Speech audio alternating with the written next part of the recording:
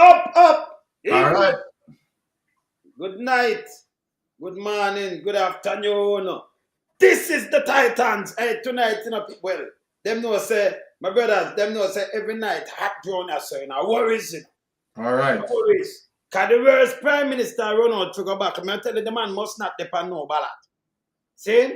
So tonight we're going to bring some little things. And we want to open the floor with Deadman Mackenzie. Me and my talk say I'm going to sue Damien Crawford because Damien Crawford, them people from the other day, everything them say I sue, Sue, that sound like some Indian thing, right? I sue them, Sue, right? Them have Sue in an Indian tribe, right? Yes. I must say that Sue them at Nah, work, Nah, work. You can't must nobody around here. And by the way, I'm going to play something and it look bad. It look bad. You know, say the JLP is a gang, right? It's a real gang. You know that, right, brothers? Yeah, man. Of course. No two way about that. It's a real gang, you know.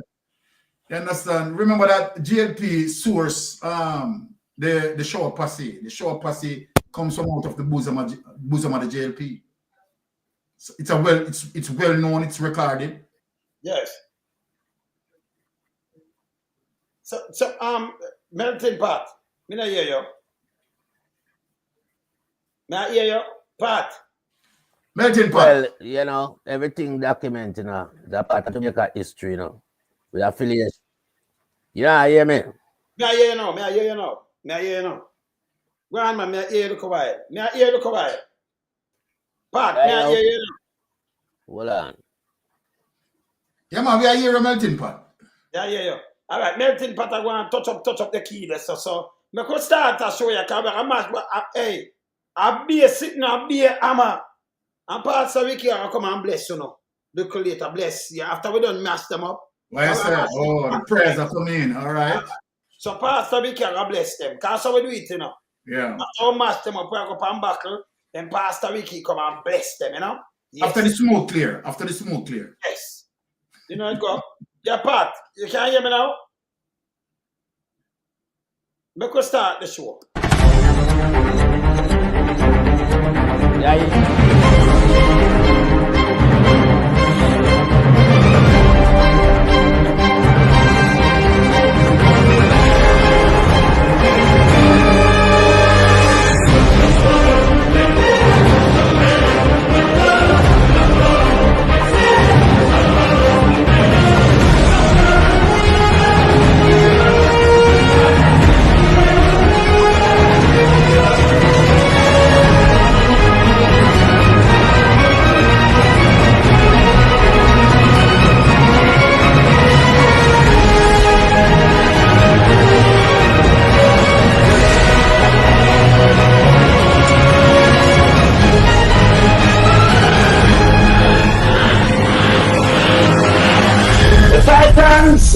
No two way about it. 1 a.m. Start packing because you are going.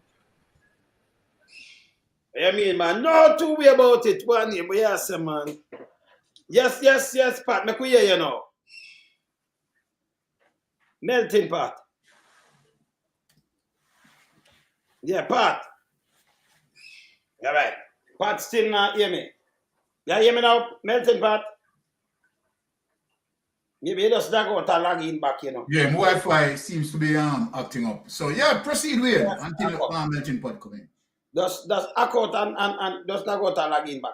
So we could talk about, we could start a show here tonight, unique, because this bad people, want to know, look carefully what we are talking about. Or you be a voter, and your constituency, and you carry in an MP, you carry in a man that come for run as the MP, and vote for him, and then him turn round, I want to give him a power that him start abuse, and beat anyone I want where him want, and do anything I say, madam. That's not a good sight. Yes? Why Mackenzie never come say this, make them charge. See how a long time. This is more than abuse, brother. When you hear these people, hear ya. An opportunity. The young Ricardo Brooks on a lot list, those listening, never heard of this. But is it true that there are occasions when Mr. say I got to physically beat you? I am not ashamed to say that, Cliff. Physically beat you. I am not ashamed to say that. Occasion when Mr. say I got to physically beat you. I am not ashamed to say that, Cliff. No, this is a goddamn disgrace. This is a goddamn disgrace, not just a shame. Yes? This is a goddamn, yeah. See? This is a goddamn disgrace. Oh, you have an MP. And that's why you see Dead Man Mackenzie are going, so you know, I'm not about him and my brother. See? Can you imagine you have a voter? You have a citizen in your country. Me never know, you have a Jamaican man there, whole people have beat them yet. Which MP, you know, so the JLP them are going bad door. Eh? Him not ashamed for say, see I go him and beat him much time. That is not no politics, brother, that is gang. That's a goddamn disgrace. And him come and talk about it now. I am not ashamed to say that. Eh? You think you could have a politician coming on my place now? Him no come from them, come from Basta. And then you give him a power that him can just send for you and beat you. Let me tell you this. Ungo gang we know send for people and beat them. Leaders, era leaders, them have the gun, them have the power. Enough for them eyes. That them can beat you. And him has said, so what him do right now? Can you imagine what him do at Tivoli right now, Mystic? Well, you know, hearing that, trust me, I feel embarrassed. And I am not Desmond Mackenzie. And let me say why I feel really embarrassed. Right? For Desmond Mackenzie to come out and admit something like that. Right? And for the world to know that that used to happen as it relates to Desmond Mackenzie being abused. It is egregious. It is despicable to even think about it. But you know what? In terms of that, I heard as it relates to clips where Desmond Mackenzie attacking Mark Goldie and where you have JP members, right, is blatantly saying that you know, no white man, right? Now come here, so come rule. How we know who said that? Yeah. Right? No, but you know, it's a big dirty thinking Queen as slave master. Yeah. And Siaga was not a Jamaican. He's a non-Jamaican from Boston. Siaga. And come mash up a country should have charged for treason. Selway. Mark a Jamaican. Queenie! Not supposed to open him big dirty thinking, yaba. Because we see them buy slave and sell slave. In people them, in great grandpeople them and in grandpeople them. We see it. We have it there. Can't say Iran. So when you look on Desmond Mackenzie, right, is now going against a Mark Golding because Mark Golding is white. And critiquing Mark Golding, right, to say then the narrative as it relates to what the JLP is building, Mark Golding is white, so don't vote for him. So Desmond Mackenzie doesn't want, right, a white man, as I can to him, to lead him. But he's comfortable.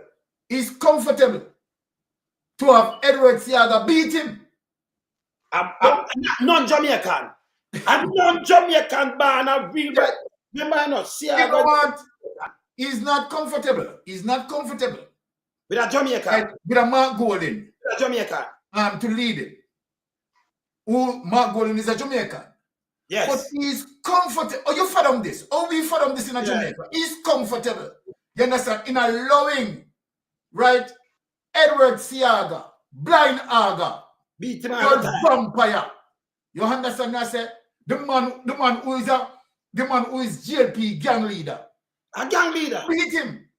Yes. And guess what?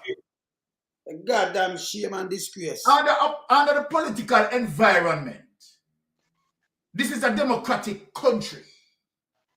And regardless of Desmond Mackenzie's views, I am not taking up for Desmond Mackenzie, no, but regardless of Desmond Mackenzie's views, whether they have a difference in opinion, for Edward Seaga, as a result of that difference in opinion, decided to put on some lip on Desmond Mackenzie. Well, I no move better and then answer and continue. So who are the slave master? Yeah. Oh, that look, you vote for your man and him send for you and whap you when he want to beat you. And subdue you. We don't know if you drop so. Subdue you. How it look? It's terrible. So let me ask the question. How come I tell me? Yes. So let me ask this question. Which PNP political leader has ever sent, you understand, for one of his representatives, right? MP or councillor or whatever. And as a result of difference in opinion, the PNP leader, they put on some lip on him. And beat them. And who has ever done that? In the history, Norman Manley, Michael Manley, PJ Patterson, Portia Simpson, right, Mark Golding. Who has ever done that? Who has ever done that? That's why, you know, that's why you find it that the people who support GLP. So let me point out something. So if Edward Seaga can call Mackenzie because a boy, you understand, Seaga see him as a man. Seaga see him as a matter of fact, let me say it loud. As a slave boy. Seaga see him as a pissing tail boy. As a slave boy. A pissing tail boy. You understand? If you can call him, you understand? Because of difference in opinion, you understand? Him put on 2 slap on him. Yes. You understand me? I say, no, it's so disrespectful. If you know, say you're a big man. So hold on there. Me now, as a big man, councillor, MP, or whatever, you understand? The leader of the party call me and slap me up. So when me go home, how me look in front of my wife or my children? Desmond Mackenzie a garbage. Living garbage, and for him to come out, he better hide it. No, but we're going to use it on him because... He better hide it because, when Sarah call you and slap you, you understand, and put on 2 bucks on you, and when you go home, Desmond Mackenzie, how do you feel in the presence of your family? So it goes to show that Desmond Mackenzie is a little suckfish. He's a little suckstone fish. Him there at the bottom. You understand? Him there at the bottom of the river, at the river basin. I don't the same there. You understand? In the surface on top. Because trust me, for the which guy could have do me that? Which guy could have do me that? Yeah? And Desmond Mackenzie accept that? Yeah. Hold on. Do we have sound enough? So play about the clip, you know. Him sound proud, you know. Him feel proud. Him feel play about the clip. If I think I play it back, play it back. No, but it's serious to people because this shouldn't happen. Him should get charged. But Desmond him a garbage. But that's my sister, right? I don't care. The man proud and beaten. All right. Why? Paul, I can play it back, man. Paul, all right. I don't care. Sega should have still a lick out him ass. Paul, a gangster, you know. No, man, but it's bad. You have somebody we have vote for that to show you what that. Hey, no, sir. No, I'm going to play it back. Unbelievable. Yeah, I'm going to play it back there. This is unbelievable. Me don't believe what I hear. Yeah. Let me ask you, give you an opportunity. Young Ricardo Brooks on a lot list, those listening, never heard of this. But is it true that there are occasions when Mr. Seaga to physically beat you? I am not ashamed to say that, Cliff.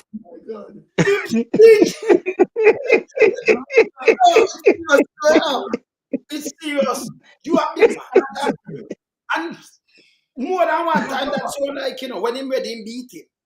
Drop swap, beat him. Take it up, beat him.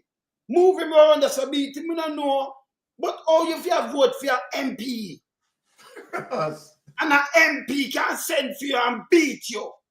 And you feel proud. How I am not and I'm proud of it. Not proud of it. Use, you know. So, see, I'm never different from George Wrong. What beat two man and the JLP, No. you know. But them are beat Mackenzie, forget the position. In position, forget position. No, man, in position, forget position, man. You can become an beat. Remember, you know, you have made the man turn an MP at your vote. And your people them a vote, and them can't send for you and beat you. So Hold on, where's the fun? Position. Hold up your hand and turn round your bottom. Where's it? Position. Hold up your hand and turn round your bottom.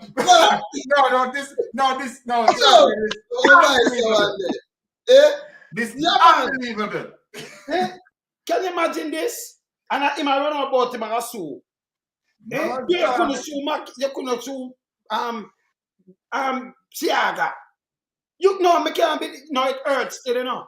But as Paula said, Siaga should have still beat out your ass. But it's not though. But a man coming away, you born and grow. Him not come from both there. Yes, man. No, man, I play that tomorrow, you know. I play that tomorrow, man. Everything good. I play the one of that tomorrow. So a man come from where you know, born and grow, and you are giving power. You turn him in an MP.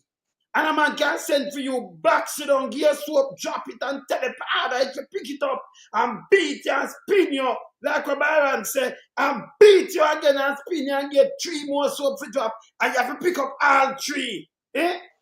Beat you when you want and beat you in and beat you come out. No, it's bad, you know. Talk to me, melting pot.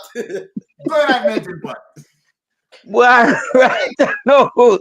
But me don't know. But this is news to my ears. But I mean, you know, Lonesome, it's like if you, Lonesome, have a destructive element at your disposal, then me and Byron have to succumb to you and I'm scared of you, you know. And what Edward Siaga have at his disposal, yeah, was the CIA and the shower posse. So a little guy like this man, Bushrat Mackenzie, him have to take beating at all costs and him can't say nothing or do nothing. Because the Dan is in control. That is the prime objectivity, you know. The Dan is in control, not Bushrat. Bushrat a piece of skirmish. You understand? So you don't know. Him have to take him beating. Him have to bend over back way and take up soap and all type of thing. So the place run under one order, you know. You understand? Yeah. So this is why we know, say, them guys, first him carry himself, you know, say, my garbage. Because don't carry himself as a decent statesman to begin with, in terms of representing West Kingston. You understand? Him is just a piece of trash, like the garbage we pile up down a Coronation back. You understand? So him have to take the beat them, because I'm afraid of Eddie, you know. Because remember, the party, you know, is built around gangsterism and violence, you know, and killing, you know. You see, And then, yes. and then now, you cannot touch the Dan, or you go and touch Eddie. Eddie do them, I know him alone get that treatment, you know. But he is very brave and bold and courageous to acknowledge it. But some are hide. None of them get beaten. Alonso get beaten too. Mm-mm. You know, Yeah, man. Melting pot, you could be possibly right, you know. There's no joke, you could be because I know it is not only Desmond Mackenzie. It couldn't be. It couldn't be. Towards. And let me show you something why you are correct. Just imagine if Siaga, you understand, can call up, I think Desmond Mackenzie was the counselor at the time when he was getting beaten. Call up the counselor, you understand, and publicly discipline him. Now, look on Tivoli Garden itself in terms of how Tivoli Garden run. Every person who live in a Tivoli Garden come under the form of suppression and abuse, you know. Yeah. And let me tell you something. And that is one of the reasons why even if a person in a Tivoli, you understand, vote for PNP, he or she could make could make the wider society know that, you know. Because that come like it's a death sentence. And them can't vote for no other party either. So that is just the bottom line. Okay, That so is just the bottom line. And them, and you want me know? Them can't vote for no other party, and them can't stay home. Them have to all vote. Cause them get check, you know. Them get check. So You have auditor. Hold on the Byron. You have auditor down there with check to make sure you know you go vote, you know. Cause remember that community, you know, is sponsored and run by the state. Yes. And that community is sponsored and run by the state.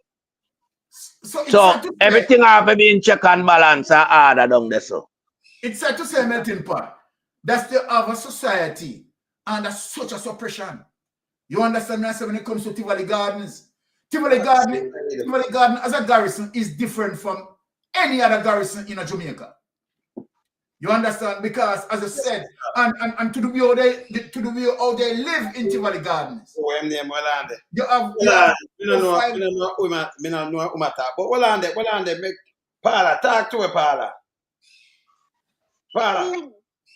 Batty boy Jack Basler talk about it is alleged that you were a pickpocket, drunk, or Kobe, donkey man. We don't know who him talk to. So what? Yeah. Yeah. It's alleged and pickpocket, but we don't know. Him no call no name, but him say when it's alleged. When it's alleged. That who was a pickpocket? You were a pickpocket. When it is alleged that you were a pickpocket. So maybe say when it was alleged. We don't know if a Mackenzie must say it was alleged, because he must straighten out in things, you know. Yes. Yes. Him kind of come good. Me know, say in around pin and know, so part of this one, you know, so he must go straighten out himself. Straight, yes. Our comrade sister ready for defend me. You don't know he got. Remember Paula passing around from them. Yeah. So right away, you know, she say I feel leave, you know. So, you know, say I gone, you know. Tata, yeah? Alright. Sleep well. I'm gone, man. I'm gone, go rest. Yeah. Hey, Pastor Ricky, bless up. Blessings, bless up, Pastor. Sir Melting Pot, Sir Byron, blessings. Greetings, family in the chat. Right, but you know, the situation is really alarming, right? To really be aware of that. You understand? Society, and then Mackenzie came out to admit that. And Berlin. It is disgraceful. Like something like you're gonna beat me. And the man so proud. White and all, because he's a piece of shit, you know. The man so proud. So I'm wondering now. Driver thing. It's shocking. It's really shocking. Hear this. You never play it back one more time before I play with something else. Hear this, Pastor Ricky. To give you an opportunity, young Ricardo Brooks on a lot list, those listening, never heard of this. But is it true that there are occasions in society that the physical... There are occasions. That means it's not one time. No, one time. Never heard of this. But is it true that there are occasions in society that to physically beat you? I am not ashamed to say that. Hey, he's not ashamed. He's proud of it. Oh. Hey. But let me ask this. But I'm not in part.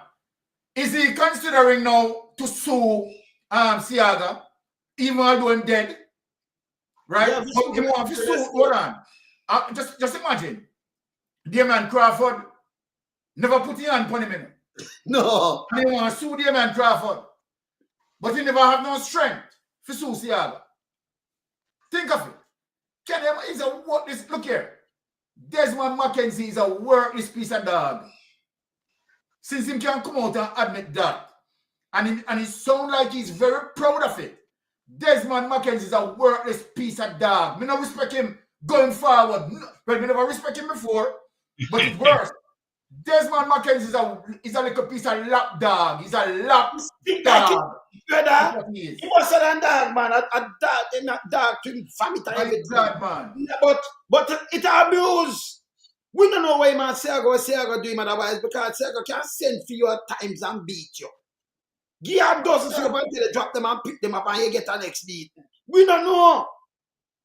I mean, in a democracy where in a democracy, a country that is a democracy, those things not supposed to happen. Those things happen in countries where dictators are ruling to beat the people that support them in their cabinet, intimidate people. So it just show you that the whole Jamaica Labour Party is a bunch of corrupt people that don't follow the rule of law, because that's an assault. You know, you put your hands on somebody regardless of who they are and should be locked up. So he has no credibility. He has no trust, no confidence. Nobody had, except for the people who him give money. And I strongly believe he's one of the illicit 8. You know, those people should not be in government. They should be in prison. And he's not getting any relevance from this. So I'm not sure why if he's looking sympathy and support, but it's just go to show that the Jamaica Labour Party doesn't believe in democracy and freedom and liberty for all.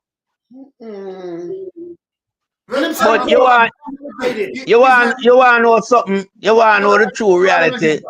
Pastor Richie, he's not looking support, you know. Desmond McKenzie sound like he's happy for the beating, you know. Happy for the beating. Listen it back. He said he's proud. Okay, play it again. He's not ashamed. An opportunity. Young Ricardo Brooks on a lot list, and those listening never heard of this. But is it true that there are occasions in Mississauga to physically beat you? I am not ashamed to say that, Cliff. Instinct still enough. But it's serious. Occasion when him physically beat him. Beat him, you know. You are big dirty thinking, man. You stand up and make Seaga beat you. If you was a kid, you know, assault that same way, you know. So your man, even you can might want to come and say, oh, we make a little bit. No. Because we know when Seaga come in at the politics. So, you know, so even if we say that make it even worse. If you're underage, then you come twist them out and say when you're underage, Seaga brutalize, you know. It make it worse. So you come and remember a cage and when they beat you. Big and dirty and rust the same way. You go to make Seaga grow up in and beat you. You saw you're big and dirty and think and what this? No, sir. That is not democracy. No. You understand? Them should get charged to beat him. No, proud. That's what Saddam Hussein would have done to him people them for drive fear. You're right. You're right. Well, this is why Bushrat now I run out and I say certain thing. Yeah. As in regard to them now give up Jamaica, them have a fight for Jamaica and all type of thing. Yeah. You understand? Because when I try to do, even in that video there, you know, it's vindicate say him suffer consequence to be where him is.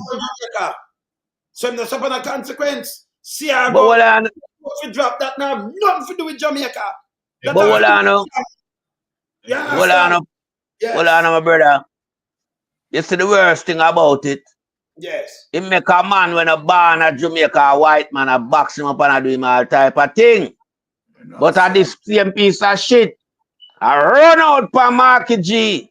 Yeah. And I say a bag of crap all time now him out towards Marky G being a backra master. Then I will say I got that to him. See, I got more than backra master, a brutal master, I brutalize him at a young age. A front master. Yeah, front master. Yeah, well, obviously. Yes. Obviously, you touch the right note in a lonesome. Front master. Yeah, man. Bushrat a garbage, man. Them they are not a representative. Yes, you understand? Which man? Let me ask you something. Even if I remember, you know, if him come and say no, when him at 2 and him at 3, and camera tell life and say I got him do it. That make it worse when you keep the man out catch and a beat your people are vote for him. He's not supposed to put your hand on the little pitney. That means I should not run no country. Exactly. You should and if we have people thinking what's the tone man and make Seaga open a beat and you drop soap. He's a piece of shit. That's an assault. A gangsterism run the party, you know. And him just happened to fall as one of the victims of the gangsterism. I'm not ashamed to say it. You understand? Him is just a victim of it. You understand? But that now make Jamaican people keep him no longer West Kingston, you know. No. Worse so them hear this now. Them not keep him. You understand? You can't keep them garbage there. I garbage that.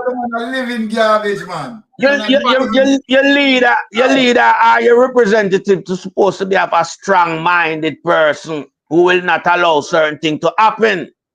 But this guy will make anything happen to him for reaching a power. You understand? If he becomes a politician, him take box up, beat up, drop soap up, all type of up, front up, all type of up. You understand? Kind of just a piece of nastiness. And then we look over see him a deal with Jamaican. After you make white man box you up. White man we born a bastard. Beat you like that. So what more abuse you go through? You need to come tell me what more abuse you suffer at the hands of blind guy. Because it couldn't be just a beat there alone and box up, you know. More thing go on. More thing go on. So Bushrat, you just need to come close the chapter now. You understand? You give me a piece of verse, come close up the chapter now. Come tell me more things will happen to you under the gangster leader Edward Seaga. Yeah? Because and come tell me who else get beaten too, because I know you're alone, you know. Just come put some glass on everything, man, and shine it up, man. So can't everybody just laugh after you're alone, man. Okay, so as I come to Seaga, whenever Desmond Mackenzie behave, he send Desmond Mackenzie in a naughty corner. Until Desmond Mackenzie said, stand up on one foot. Use your right and hold your left ears. All type of position and put me now. Yeah, one of my sister come from the outside. Where's your sister? Talk to me, Annette. You say, I don't know Seaga and do them things that I want from in the 70s. Wow. When you disobey him, he make you own a friend them where him give on a gun to go kill people, beat on up. And that's why Clary must have to cut him a box. Oh. But Clary must have get bullet too. That's why him dead. That's one of the reasons why I'm dead. Because Clary, you know, he fool man, you know. He's quiet, but he's not fool. And the man them used to get $300 for every man with them kill. Okay, I don't know them things. We know what go on, man. I just make you attack, man. Remember, say we have. Let me know about down there. I was on a nice stamping ground and we have bad PNP. Yeah. But nobody not supposed to stop me from walk out in Jamaica. Other people are coming and them are run behind them like killers. And we were born, they can't go your son can't go that up. We never play them game there. Yeah. And it's a whole heap of things, you know. It's a whole heap of things. So these people here, we say them are voting, but not even know when them from that big old mountain north man there. The wrong thing them are do. And if them voting in again, I doom, you know. Nobody not vote. Oh, Andrew, no man, and me where give him can't win no way, you know. Only in them boxers. And then I was run off for them out, them are winning at them G's, because none of them are wear G's like Queenies, you know. Oh. And Big Mama and Queenies, them on go magling at G's, so yes. And PNP always living at Tivoli, but them have to stay quiet. Because when me talk on here, them talk about when me know me an old woman now, me have the senior citizen now. A long time me I tried downtown, you know. We know, man. We know, man. Yes. Yeah. So people in the 80s and 90s don't know nothing about PNP, you know. So that's why they have to get lesson from PNP, because PNP not do them something. No, never. You can't have them things. You can't have leaders that box and remember them do it all over, because Mike and name no good neither. The one of them name are the same thing. But me I say, for dead man, if you get a little position like a lapis and say him proud, many times I say I'm going to call him and beat him himself. Boxing and him 2 dozen soap and them have to pick them up. Drop them again and pick them up. Yeah? Dead man Mackenzie, man. And him proud. We know a Kappa too, man.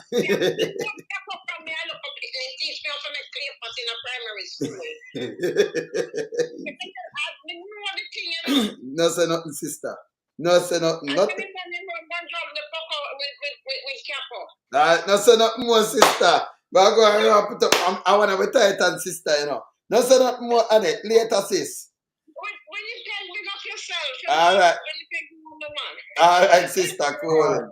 Hey, you think she easy? Yeah, man, I don't get. Yeah, man, I need stamping. You're right, man. Cause I remember our day me here talk about Kappa and Maga, man, and the coming that way used to go on down there, you know.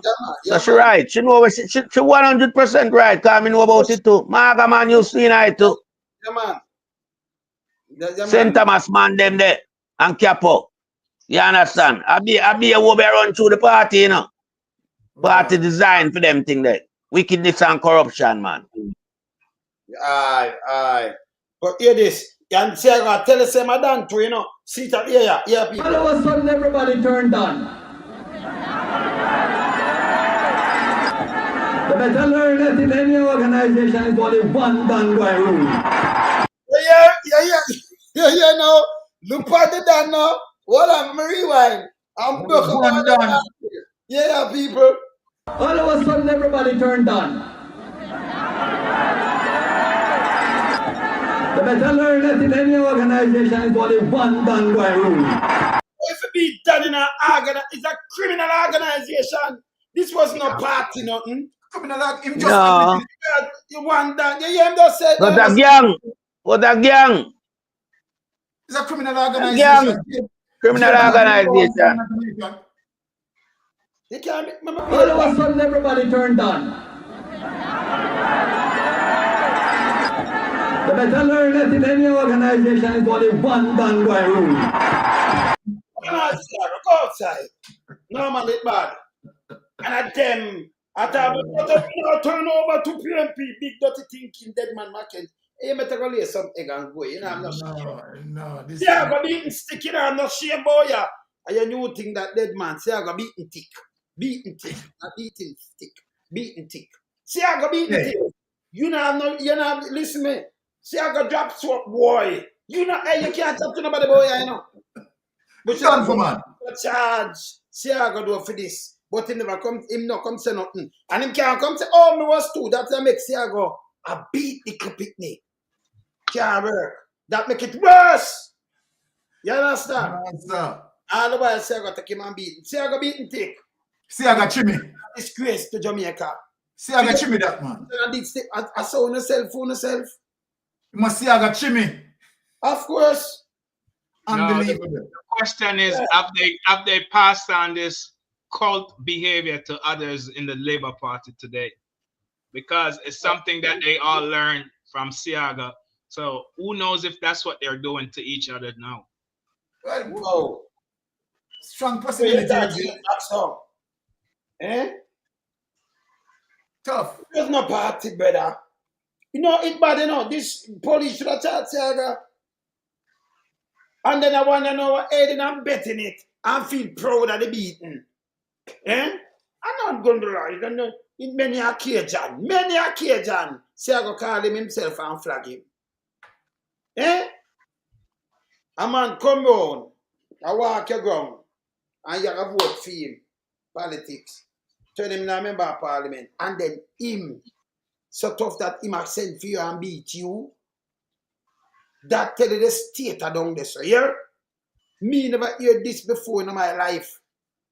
Politicians sent for you and beat you to get position. You drop soap, you flick your boom flick. You have to just do it, and then you get the little position, your piece of nastiness. And but nobody, but the PMP, no, and that when I'm saying about the PMP and about take away the PMP. We know when I'm saying about the other day last week. You know I reach him. Yes. With the question there when Cliff Hughes asked him the question. Yes, he couldn't have denied it because he himself know that it is public knowledge as it relates to Tivoli Gardens. Because it seems like Siaga, you understand, did not do it discreetly. Siaga disciplined him in the presence of many people to embarrass him. Yes. So him know that, so he couldn't come out and deny that, you know. No, but more than one time. Yeah, but he might try now to, yo, we don't know unjustified. The man I said, you understand? It's like, he's not ashamed. No, what I mean by that? Big dirty thinking, man, I say this. You understand? And I mean, who is going to no? Which person of them sensible mind?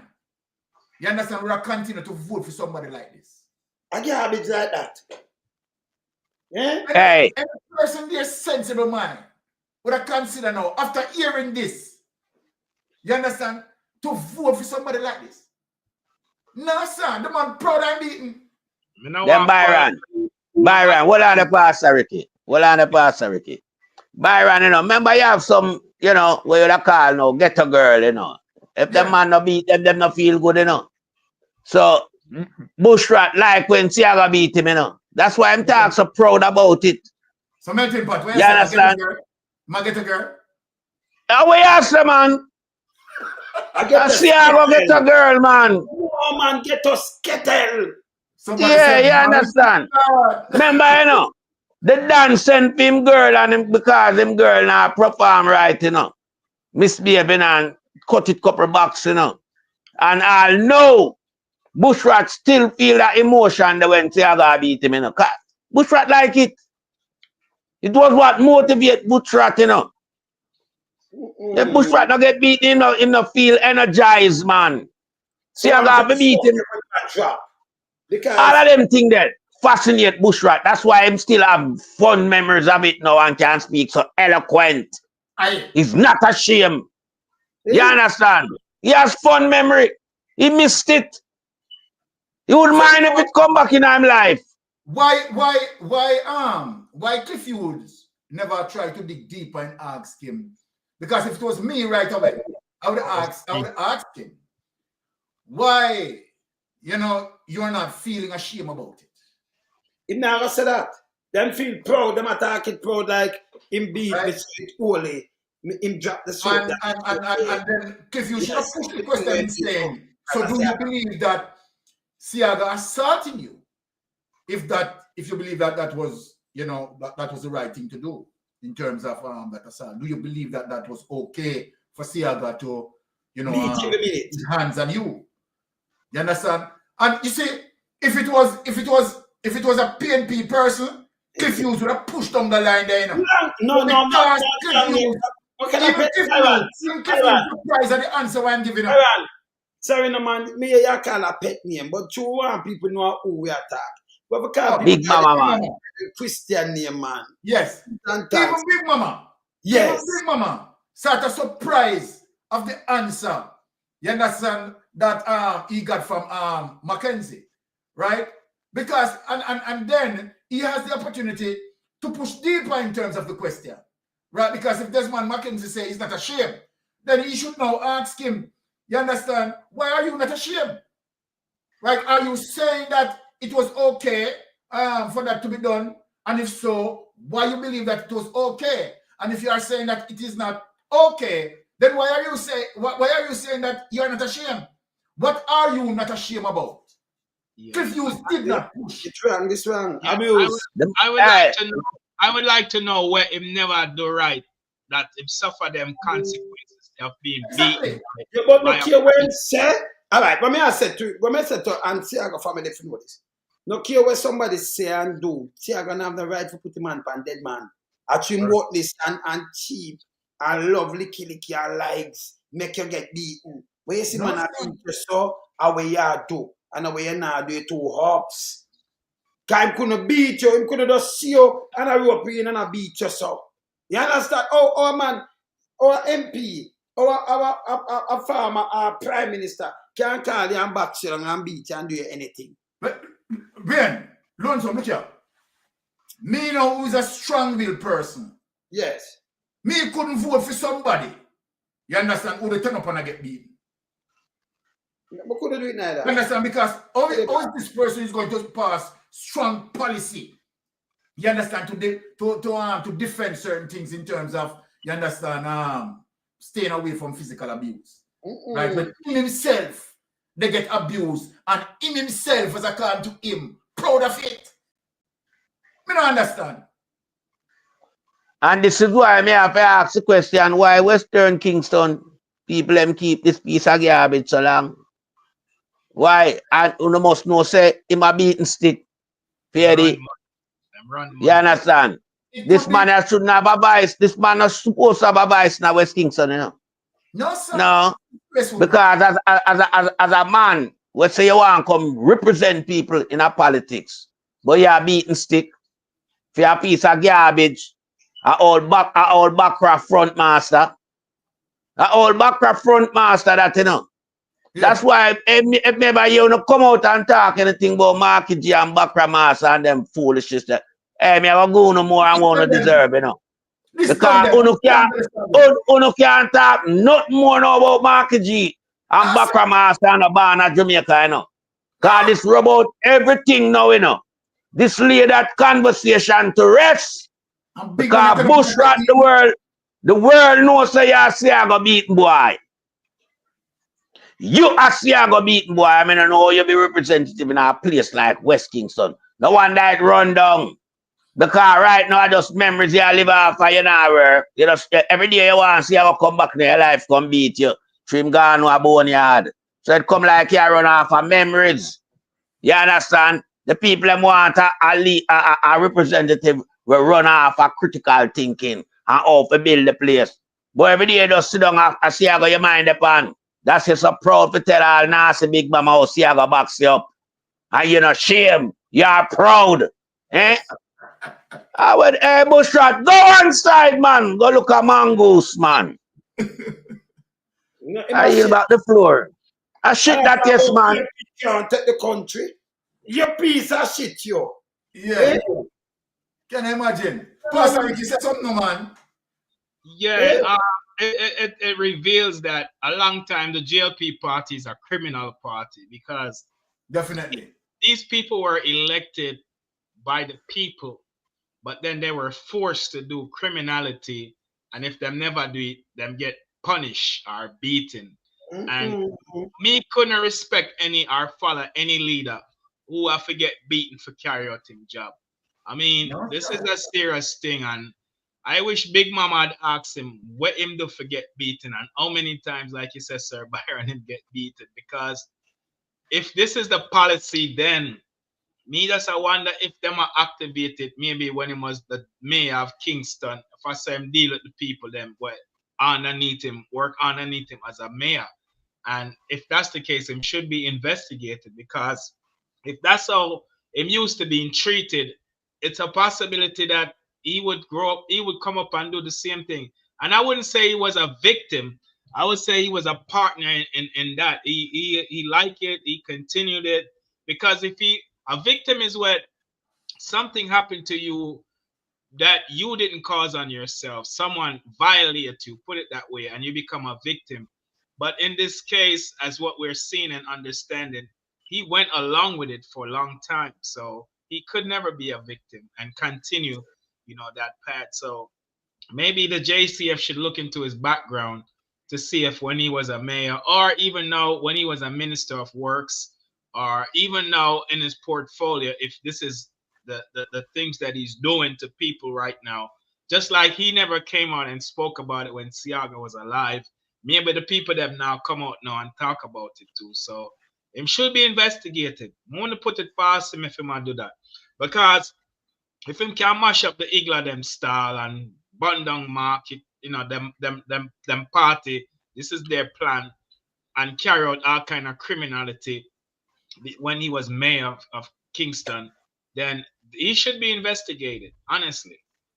Well, I want to tell you something, that Tivoli Garden itself, you understand, seems to be running a culture of violence within, domestic violence within Tivoli as it relates to Siaga taking over Tivoli. Because I have been told, I don't know how truthful it is, that persons who reside in Tivoli, even if they want to move and they may have their furnitures, they can't move out their furnitures, right, and go to other place. I was told that. So then, so I mean, the government has to look Well, I mean, this a government, yeah? This a government, this a criminal government, yeah? No, look, let us talk about government. We don't talk about gang. And Byron, hold up a second. Let me just say something. You see that information that we just dropped, it documented, you know. Ian Bowen. Yeah, man, Ian Bowen conduct an interview with a female individual. Yeah. That was having problem watching her daughter being slaughtered by men at night. And she can't do nothing about them, just come for her. And she was a little girl at the time. Yeah. And what she do, the mother, when the girl gone to school, the daughter, the mother leave and go out and meet her at a bus stop and just carry her go somewhere. The mother says she never know anywhere where she go is a Samaritan, rescue her, a lady and put her up. But she said she couldn't take no more. So if she'd even have to sleep on the road on the bus shed, should I do that? But she wouldn't go back there. Yeah? Her daughter don't even know. Yeah, because, you know, a little girl I go to school and big man abuse them. You understand? So, it's in Ian Bowen. Yeah, man. Ian Bowen, it's documented, man. It's documented. Okay. So reality attack. Even today, then, as it relates to Tivoli Garden Society, confined to Tivoli Gardens, I'm speaking, that you may have young ladies who are persons who are running Tivoli, if them feel say them want to, you understand, sexually involved, you understand, they just call up a girl, right, and the girl there, you understand, have to go because of the done call her. I don't know if the culture changed now based on the perception of what took place down there. You know, the incursion. I don't know if other restore with them thing that them activity they scale down or what, you know, I couldn't say. But based on what the lady said, and I said it was an interview done by Ian Bowen. You understand, the late Ian Bowen. Yeah. So I mean, listen to me. We are talking about real government now. We're not talking about this government. Right? Because what I would like, as it relates to Tivoli, in terms of, you know, government, when we talk about government, we are talking about real government. We're not talking about, you understand, a gangster of men who formulate and get luckily, you understand, as it relates to being elected in power, because GLP is a kleptocratic government. Right? History goes to show you that GLP formed one of the most deadliest gangs associated with GLP, which is the shower posse. Yeah. And shower posse, you understand, has been, you know, under certain surveillance and their information being recorded in terms of so many lives that they have taken, right, involving drugs, transnational crimes, and whole political little thing. The Jamaica Labour Party strongly associated, you understand, with the shower posse, right? And then that's one of them slogan. Sometimes when you go to the campaign, you understand, that is what they use on the campaign. Shower labor right. Shower labor right. They are but Byron, Byron, you have to remember saying, you know, the shower posse was a cash flow into the Jamaica Labour Party, you know. A lot of money they sent back to the Jamaica Labour Party. That's why they were, you know, so much embraced by the Jamaica Labour Party, and everything funneled into the center Tivoli Garden. You understand, the headquarters. The glorification of the ignorance, you understand, stretch island-wide throughout campaign times. When if you notice that the GLP and motorcade, right, the way they protect themselves and the slogan that they are chanting, shower labor right, shower labor right. I mean, trust me, if they understand as it relates to the origin, you understand, of the shower posse, how it came about and so forth. You understand? And I believe that many of them who, you understand, chanting shower labor right, you understand, is a level of ignorance. Well, when you look at the CIA, and you played it the other night, the unclassified documents and the interview with the CIA, them said that the shower posse was involved in money laundering, drug trafficking, gun trafficking, unaliving people in Jamaica, UK, Canada, and America. So it was a transnational organized crime birthed with the Jamaica Labour Party, out of the Jamaica Labour Party, and funneled by criminality and organized crime that even went into the diaspora. And so when you hear them talk about shower labor right, that's their cry for criminality and signaling that they're all the same. So that shower labor right cry is saying that they're all the same, they're all criminals. And so when you hear that, you just have to step back and say, wow, they've gone back to them days there. Those were dark days in Jamaica. But Pastor Vicky, what happened is some people were saying no to party because them come from country and thing. And the truth is, some of them ignorant of the truth and what they mean. Because shower and you look on the document. I'm one of them going to look on the documentary because they know when to apply. The documentary, they them tell you, the feds tell you, the document, the reason why them use the name shower, them shower you with bullets. Yeah. Bullets. Machine. Them actually, I know 1 and 2 shot them. Then they play it, and me have it. They play it again. But I wonder if you can play it to remind some people as it relates to make people get, you understand, for those who don't know, you understand? The Jamaica Labour Party is just a rotten, trust me, it's a rotten entity. Criminal organization. Rotten entity. My father wants some chest deep in the man archive deep. Jamaica Labour Party is not even supposed to be in opposition. No. Honestly, if Jamaica need progress, Jamaica Labour Party is not supposed to be in opposition. I agree. Yeah. Them need for going other way. No, trust me. The style for Jamaica progress. You have to get rid of them from the political process. Exactly. You understand? They're not supposed to be a part of it. Right. That's why I said you have to have another party now who come and take their place, because I mean, it will happen, you know. Miracle does happen. Because remember, you know, I don't have them getting 2 seats. So them don't have no standing. Them can't be the opposition. 5 people are executed in the Miami crack house. 1, a pregnant woman, is found. I could drop a little piece of this because, you know, shower posse, yeah? In late 1984, 5 people are executed in a Miami crack house. 1, a pregnant woman, is found in a praying position as if pleading for her life. Investigators charge this slaughter was the handiwork of Jamaican posses that killed 1,400 people around the nation during the 4-year investigation. Among arrests that began yesterday were 34 members of the Miami-based Shower Posse, so named because they rained bullets on their enemies. These people are absolutely the most vicious organized crime group in the United States today. We're getting some innocent people getting killed as a result of the existence of these organizations. Federal, state, and local agencies in 21 cities around the nation are serving 435 warrants. The violations include murder, drug trafficking, and illegal weapons.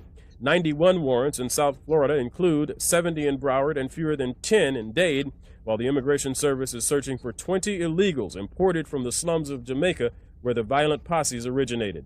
Authorities say the posses are so evasive, a multi-agency task force called Rum Punch 2 had to be formed. To go out and arrest large numbers of people who have been escaping because of the lack of resources and manpower. But more than half of those scheduled to be arrested are still at large. Among those, the head of the Shower Posse, Vivian Blake. If convicted, Blake faces 390 years in prison and a $15.5 million fine for his role in the Shower Posse. The Shower Posse is the largest posse of some 40 that are presently active in the United States.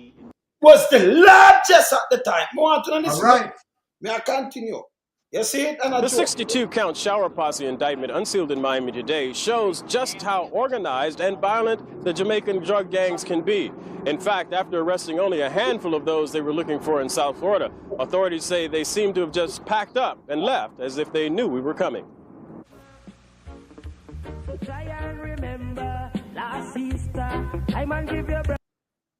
See? Look here.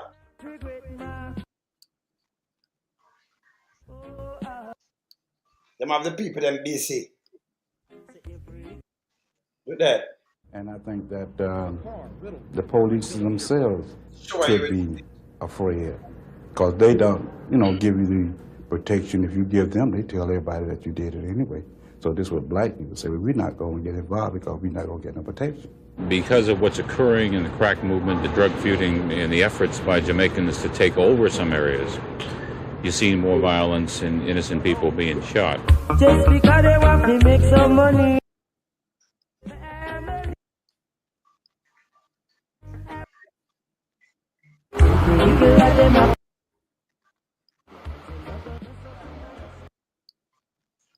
What's up, man?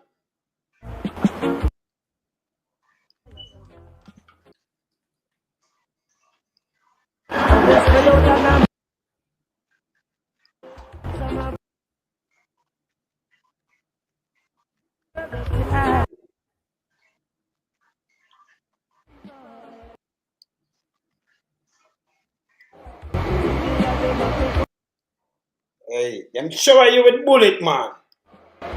If I want the music go out, because when I want them, Yeah.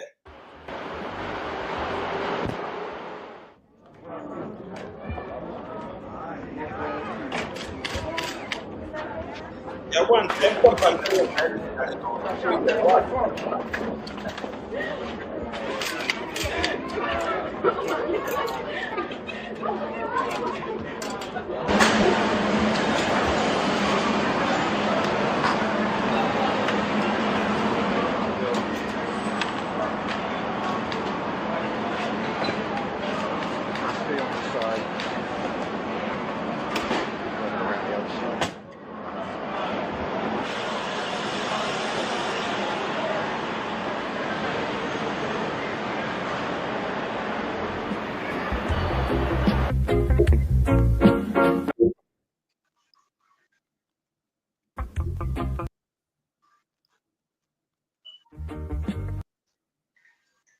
filled by what the authorities call non-traditional crime groups. Because so much of organized crime is imported, a lot of the burden for fighting it falls on the shoulders of a special investigations unit of the Immigration and Naturalization Service. Best known for the Border Patrol, these plainclothes cops go around finding illegal aliens accused of having committed organized crime. He come here, he live here, but he's not here today now. She was lying. The special agents spot their man trying to escape out the back door.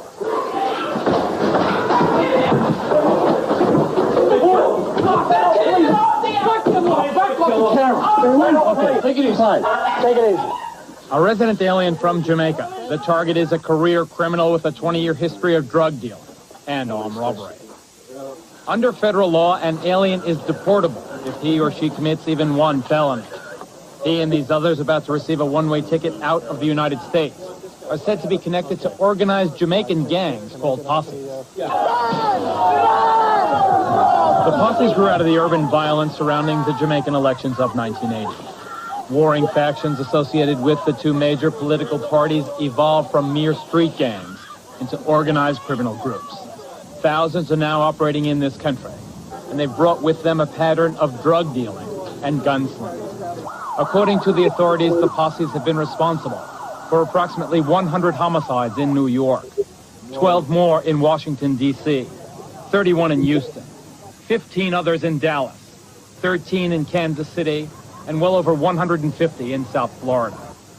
Right now, cops from Dade County, Florida, have one suspected murderer under surveillance. The man is wanted in Kansas. He's supposedly hiding in a house just a block away. The home the Metro-Dade cops are raiding is allegedly a safe house, one used by Jamaican posse members on the run. Country you're citizen of Jamaica. Where's your documents to be here in the country? I'm here illegally. In their search, the police find several illegal aliens, as well as numerous loaded weapons. Then, with the assistance of an INS agent, they take a closer look at the identification offered by one of the men. They spelled United States wrong on that ID he has. It's United State. His photo matched the one on the federal computer, and a subsequent fingerprint check revealed that this indeed is the suspect wanted for murder in Kansas City. Are in custody for dealing in dope and death. They're very violent. They have no compunction to take life of an officer or each other. Authorities started the probe after 3 Jamaicans were killed in Dallas a few years ago. The murder total has reached 44. We find that they not only have high quality type of weapons, but they also have a lot of them. Dallas police raided Jamaican crack houses and confiscated drugs, weapons, and money. They made $400,000 a day dealing drugs. I feel that here in Dallas, we're hitting at the heart of the organizations. All right. Nationwide, we hope to accomplish that same goal. Federal authorities recognize Dallas as a Jamaican gang stronghold because of all the arrests here. I think a third of this number, as I recall the statistics. That just means there were more warrants out, and not that they were any more successful. They may have more of a problem than some of the others. Authorities in 13 states are still making arrests. They're trying to clear up 600 murders with Jamaican posse connections. At this time, we're up to 1,200 firearms that have been purchased by the posse members here in the Dallas area, and many of these weapons are turning up in other major crime cities throughout the United States. Authorities say Jamaicans ship the weapons from Dallas to both coasts. Guns bought here have turned up at crime scenes sometimes a day after purchase in New York, Washington, D.C., Los Angeles, Connecticut, New Jersey, and Kansas City. The shipments turn a big profit. A weapon bought here for $250 brings $500 in New York, brings $1,000 in Jamaica. That money in Jamaica is used to buy more dope to be shipped back to Dallas, and the dangerous cycle continues. You're talking about the crack, cocaine, and you're talking about the guns.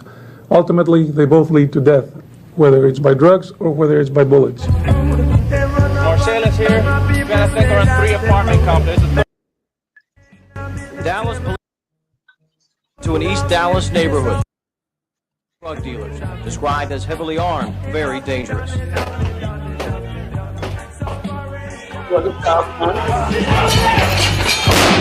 The explosion from a percussion grenade rocks the apartment, frightens anyone inside, and there are people in there. 5 are arrested, 2 are Jamaicans, there is 1 Cuban. From East Dallas to East LA to West Miami, in 20 states and 40 cities today, drug agents acted simultaneously. What we did today is another drive against the Jamaican posse members, not only here in Dallas but also nationwide. Thus far, at this time, there's been approximately 200 arrests made nationwide.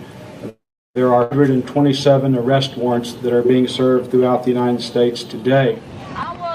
In South Dallas, most of the kids are good kids. They play kids' games, go about their business. Some in South Dallas these days are taking care of other people's business. How much are they? $20 a piece. 20 a piece? Yeah. No, that's too much. Well, They ain't got any 10 rounds? Yeah, I get you. Give me 3. Well, give me 2. A teenager sells crack cocaine to an undercover officer, part of a nationwide juvenile problem brought to Texas recently. Police call it the New York-Dallas connection. Close to 100 juveniles, some Jamaican, some American, brought here by Jamaican drug dealers in the last 2 months. They are tougher to check out, tougher to arrest, and the Jamaicans know it. With juveniles, it's so much easier to get them out. Unless you got a good felony, there's no bond. It's just paperwork amount to get them released. But we have to have a good charge on them. I mean, they just bring them around here and let them sell. Hey man, you got some ID? For the street cops, questioning juveniles is more and more a part of their daily routine. Many times the answers and names tied to a New York and Jamaican history. Many times a history of violence and drug offenses. Some people say they're only kids, but they're pretty dangerous, aren't they? They're not any kind of kids I'd like to have my own, that's for sure. Police questioned 2 juveniles, both from Jamaica, one with a history of drug arrests. The other can't be immediately checked out. Another night on the streets of Dallas, spent with drug suspects younger than police have ever seen before.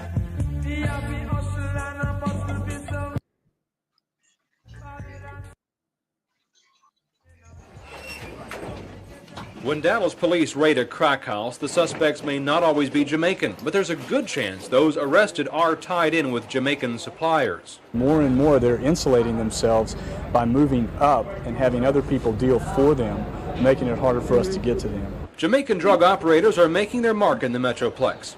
Sunday, 3 people allegedly selling crack for Jamaican suppliers in this complex flushed $90 worth of dope down the toilet. To retaliate, the Jamaican suppliers tortured the 3 with boiling water, knives, and rubbed salt in their wounds. One of those tortured remains in serious condition at Parkland Hospital. Authorities say the tortures here will do more for the Jamaican drug business than $1 million worth of advertising. They say the tortures are more than just acts of violence. For the Jamaican drug dealers, they are a show of strength. They have ruthlessly forced themselves into the market. So they're wicked. Taking over some operations that used to be controlled by less semi-organized individuals. Fear is one of the Jamaicans' strongest weapons. They operate on such a level that fear becomes part of their power structure. They're very strong. They have very good control over some of the lower socioeconomic areas in the Dallas area. The war on Jamaican dealers creates another problem for other Jamaicans not involved in drugs. Barrington Nugent is president of the Jamaican Association of Dallas. A routine stop by the police officers is met with a lot of abuse by them. But police say they will continue their crackdowns to loosen the Jamaican dealers' strong grip on the area. All right, so maybe they've moved that. That's just one part of the thing. But so we have the thing that we can just show them. When you say shower, them shower you with bullet. Yeah. When you say shower, it's not a good thing. It's like every day in America, now you hear some white man come and call you nigger. But you have to look where it comes from. So the black man say nigger, no, a white man, because when them say nigger, you know, you below them in a slavery thing that, you know, where them mash up and do everything. I can show you, you know, the history of the thing. See, so when you say shower, to PMP say power, you want to rhyme shower. So some of them ignorant of the real truth. Power to the people, it mean. When you say shower to the people, you don't shower them with bullet. Because some power and power to the people, it mean, you know. You understand? To the people. Father, yes. Yeah, 1 second. You know, this is a stark difference between the United States of America, the ATF, the DEA, and even the feds and local police jurisdiction. Look at what we just witnessed.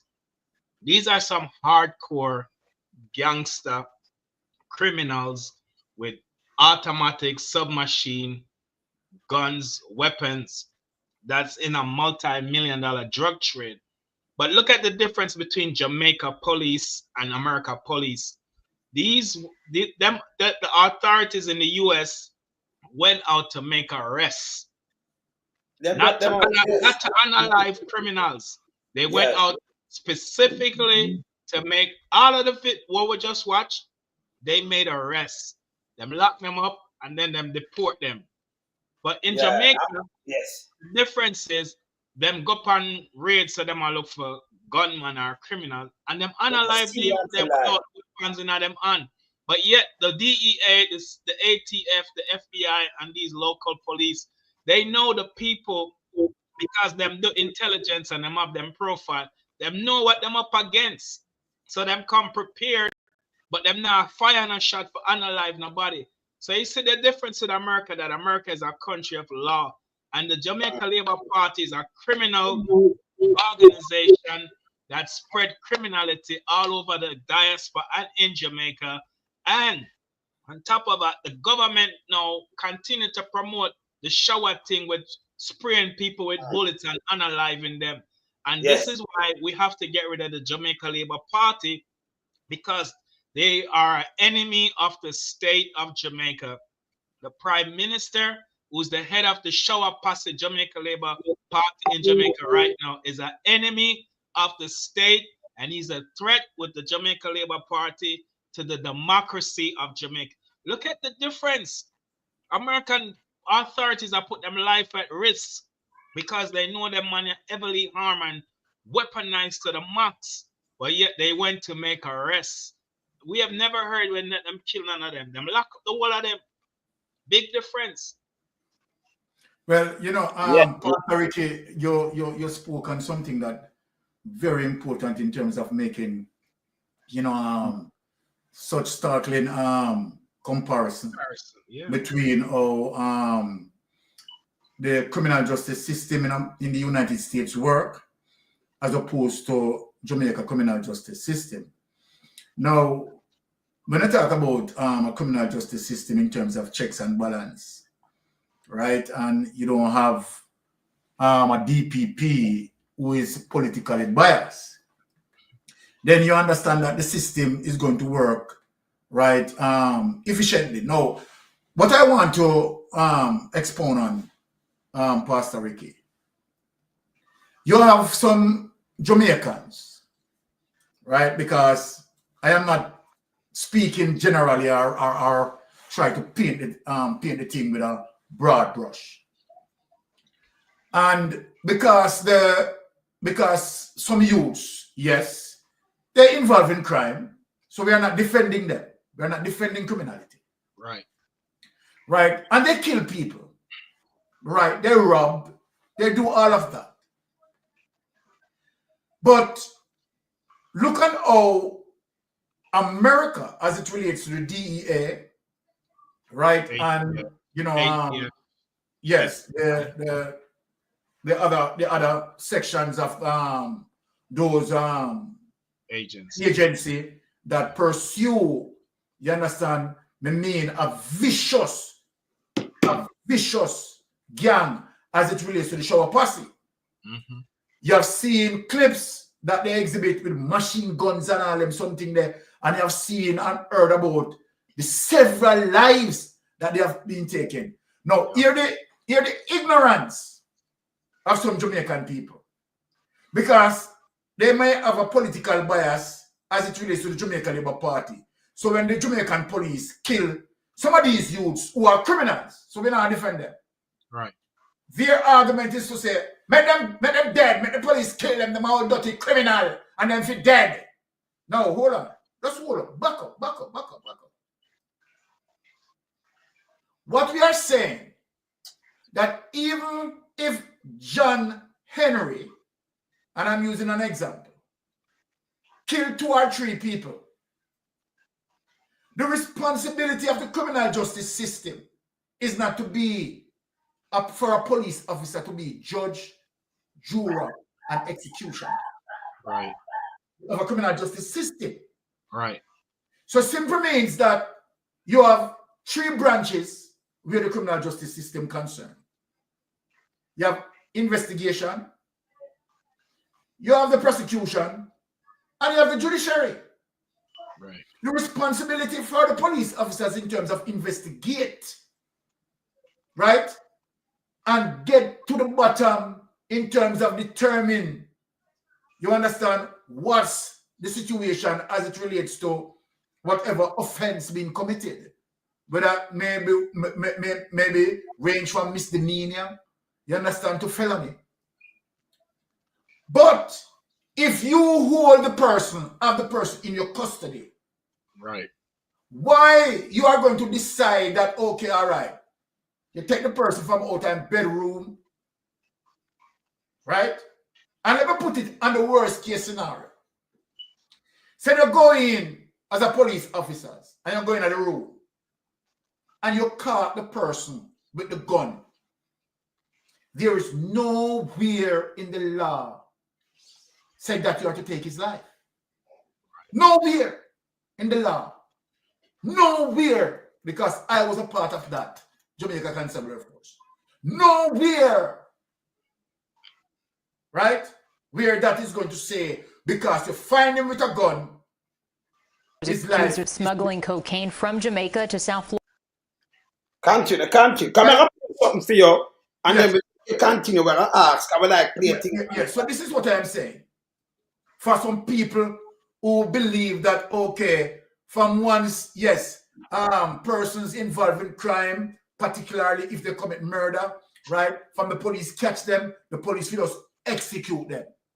That is not how a criminal justice system works. This is not how a democracy works. Because look now, people, you have seen how the DEA, the FBI work their show in America, particularly where you understand the shower posse gang comes in. They go in and their aim was to apprehend them and put them before the court. Exactly. So I don't want for someone to say, but I mean, we have seen instances where police kill people innocent in America. Yes, it happens everywhere across the world. So we are not talking about, you understand, some little one-off issues where you have some little police, whether it may be racist or whatever, you understand, break the system. But we are talking about that is not how the system ought to work. Right. Daily killings. You understand what I'm saying? Right. So we are not talking about some one-off incidents and so forth and so forth. We are talking how a system structure to work. Yeah. So then when you look and you see how the police in Jamaica, and this is really serious, you know. Yeah, it is. The police in Jamaica, and where we have the video clip, where the police went into the person's home, took the person from out of his house, brought him around a fence side, right? Have him to kneel, and then you shoot him at head. That is number 3 committed. That is murder. Yeah, execution style. But Byron, put where them release to the public. Where them say, right? Them killing, where them say. Shootout. Yes, but all right. They said that it was shootout. Now the clip established. No, something. So I want to go further. You know, in establishing something. You know, watch this now. Okay, the police made their response and say a shootout. Now the clip reached social media and social media put it out. You haven't heard neither the Minister of National Security, neither the Commissioner of Police, neither the Prime Minister ever come out, right, and speak on the issue as it relates to extrajudicial killing. As a matter of fact, when they hear we are talking about the situation, they are trying to deflect. You understand where the Commissioner of Police is saying that he doesn't train his men. You understand, to this and that, right? And if persons shoot at them, shoot at the police, you understand, have a right to shoot at them. We weren't talking about that. We weren't talking about that. We believe that, okay, if gunmen shoot at the police, you understand, and the police caught up into a situation like that, yes, the police must shoot, you understand, to defend themselves and protect their life. But you know, that is the issue. The Commissioner of Police, the Minister of National Security, Andrew Holness, that is not the issue. The issue that we want you to address, where you are seeing it, is when the police hold someone, take them out of their house, you understand, and apparently, next thing, where you have other policemen with the two guys where we alone from the show, you understand, where them catch them, you understand, and where, you understand, them put the guy them across the road and shoot them. So how you don't come out and speak about that? We are not talking about, let me say it again. I want to know if I dunce the Commissioner of Police so dunce that you don't understand what we are saying. We are not talking about gunmen who shooting at police. That is not what we are talking about. That is not what the conversation is about. That is not what the subject is about. The subject is about extrajudicial killing. We are asking the Commissioner of Police to address the situation with extrajudicial killing. We are asking the Minister of National Security to address the situation relating to extrajudicial killing. We are asking Andrew Holness to address the situation with extrajudicial killing. That is what we are asking you to address. Don't tell us and deflect from the argument. Don't deflect from the subject.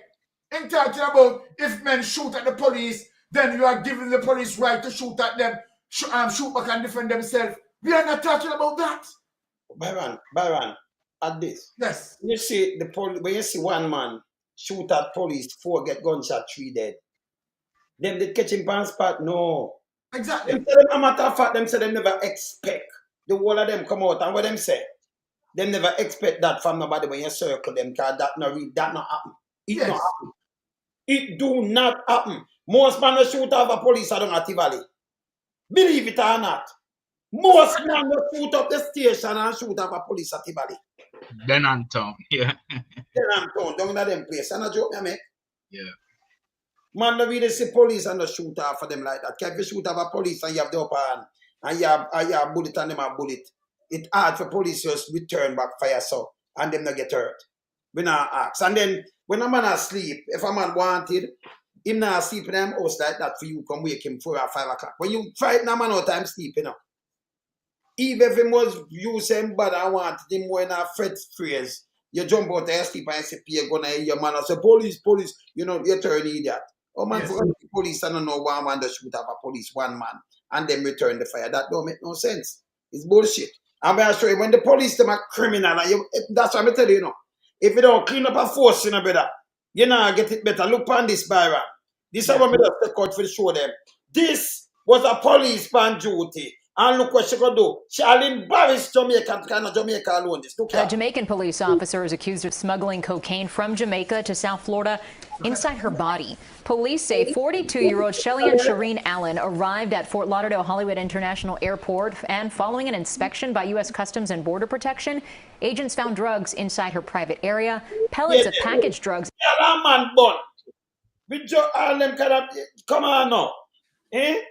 Look at the drugs our man. Them thing people are really smart, man.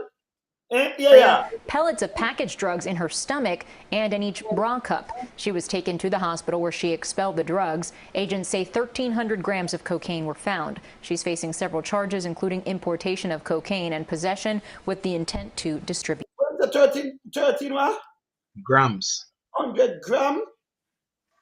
28 grams is an ounce. Enough to carry, you know? Yeah.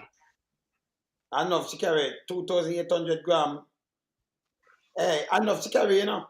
Almost airport, and following an inspection by U.S. Customs and Border Protection, agents found drugs inside her private area, pellets of packaged drugs in her stomach and in each bra cup. She was taken to the hospital. All right, this when she leave. You want to see her with her rifle and everything, and she just go up and leave, and when you look them catch she. Let's look at that. Police will lock up people for crime. Everyone they could think you lock up and everything, and she has smuggle drugs. Yeah. Yeah, one when name, when name man, when you go down to California, them for hang him right, them not for them for shock him. When name again, man, the one they will kill the youth now and I rob the youth. When name man, him they leave. Cowboy, you talk about. No man. No. Him name. I was schoolboy Richie. Miller.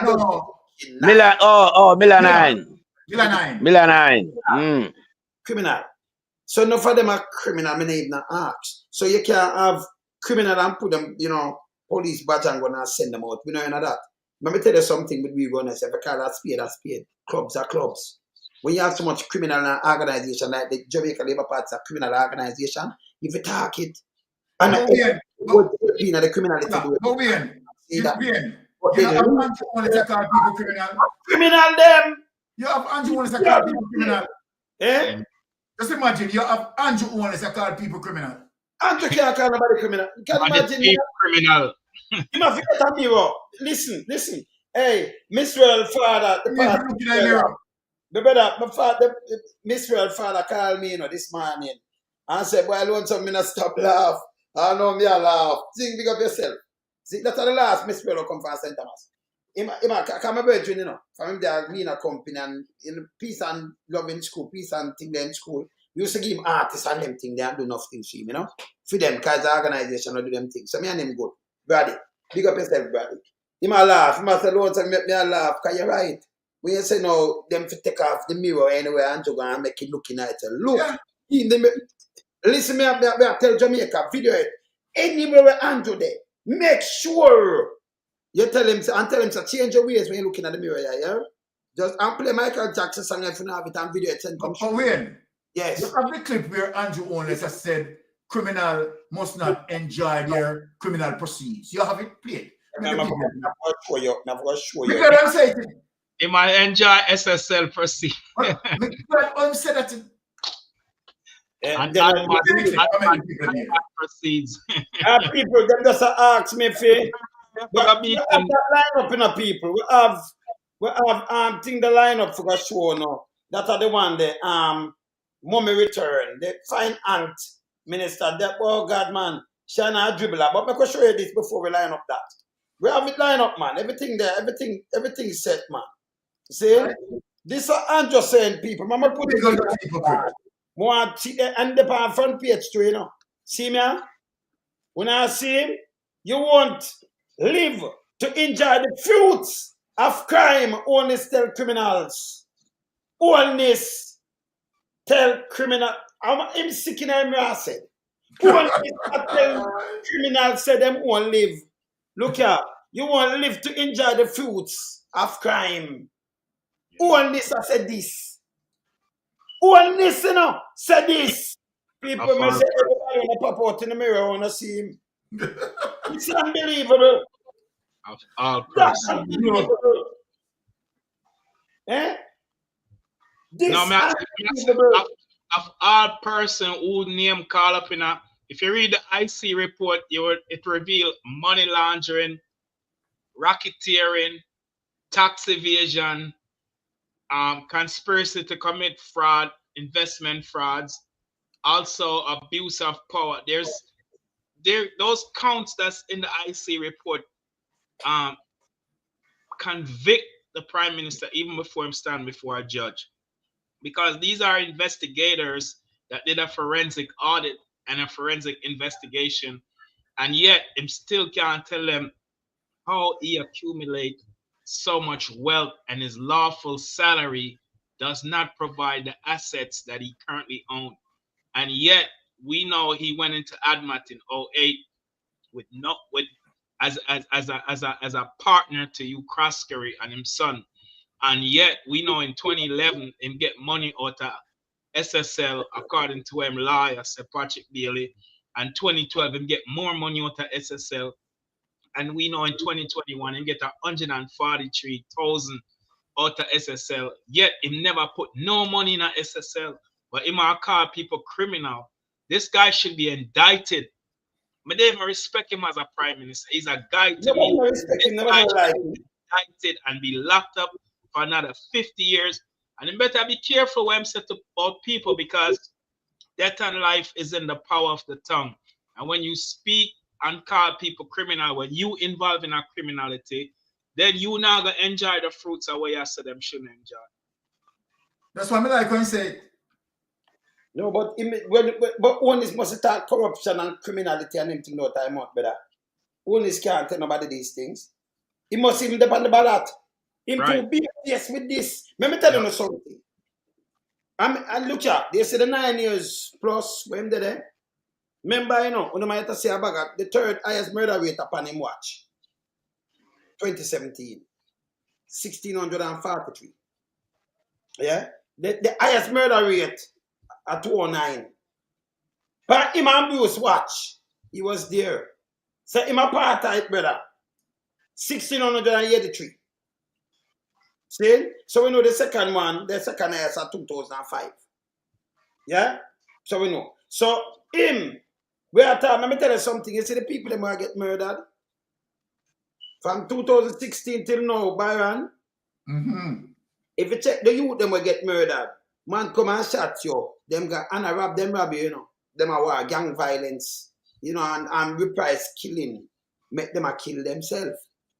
But the criminality for rob, a revenge them attack, you know. Revenge. Most of them they are revenge. Prize out, yeah. If you put the whole of them together, them no rob, the one them will rob, the little robbing, it don't come up to maybe $50 million. Different from the beryllium the other day. Yeah. No money add up to $473 million. None. Owners have 3 bank accounts with 473 a juggle. He might draw 150 million. First, me never see this in my life. Me never see nobody him draw 120 million to, you know. Him deposit 140 million. You can't go and draw 2 million, them not give you so. You can just draw a $3 million. The man draw 150 million in a NCB. These are corruption. Yeah. These are things to look through. I don't know what the big dirty thinking pile and Bank of Jamaica. We not hear nothing about that. That's a criminality by itself. The NCB facilitated. And a bank or a deposit and a draw. No, nobody not just that for we, you know. Nobody.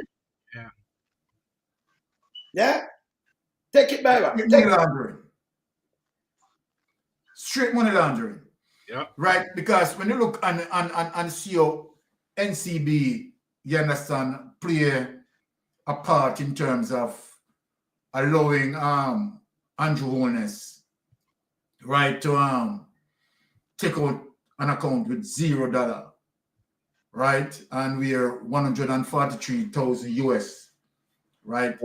Departed from SSL to his account, right? It's amazing. And the amount of money being running through NCB, you understand where Andrew Holness is concerned.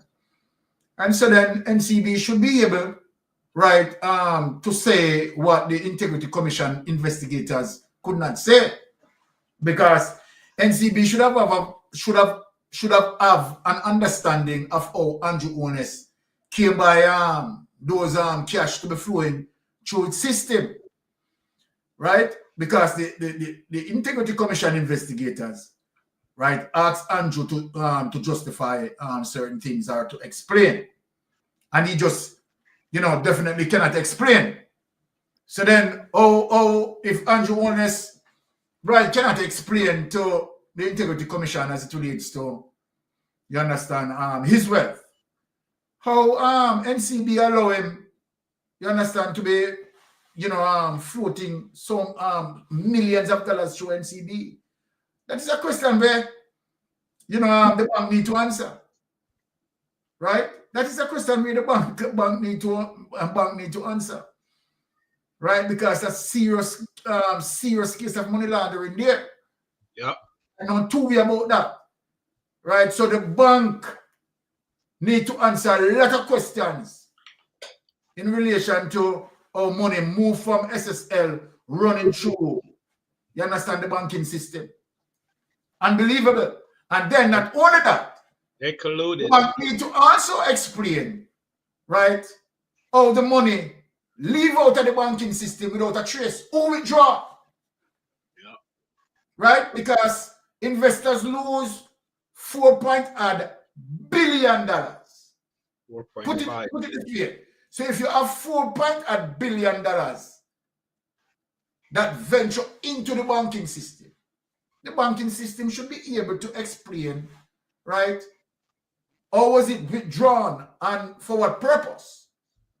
Right? The banking system has to explain that.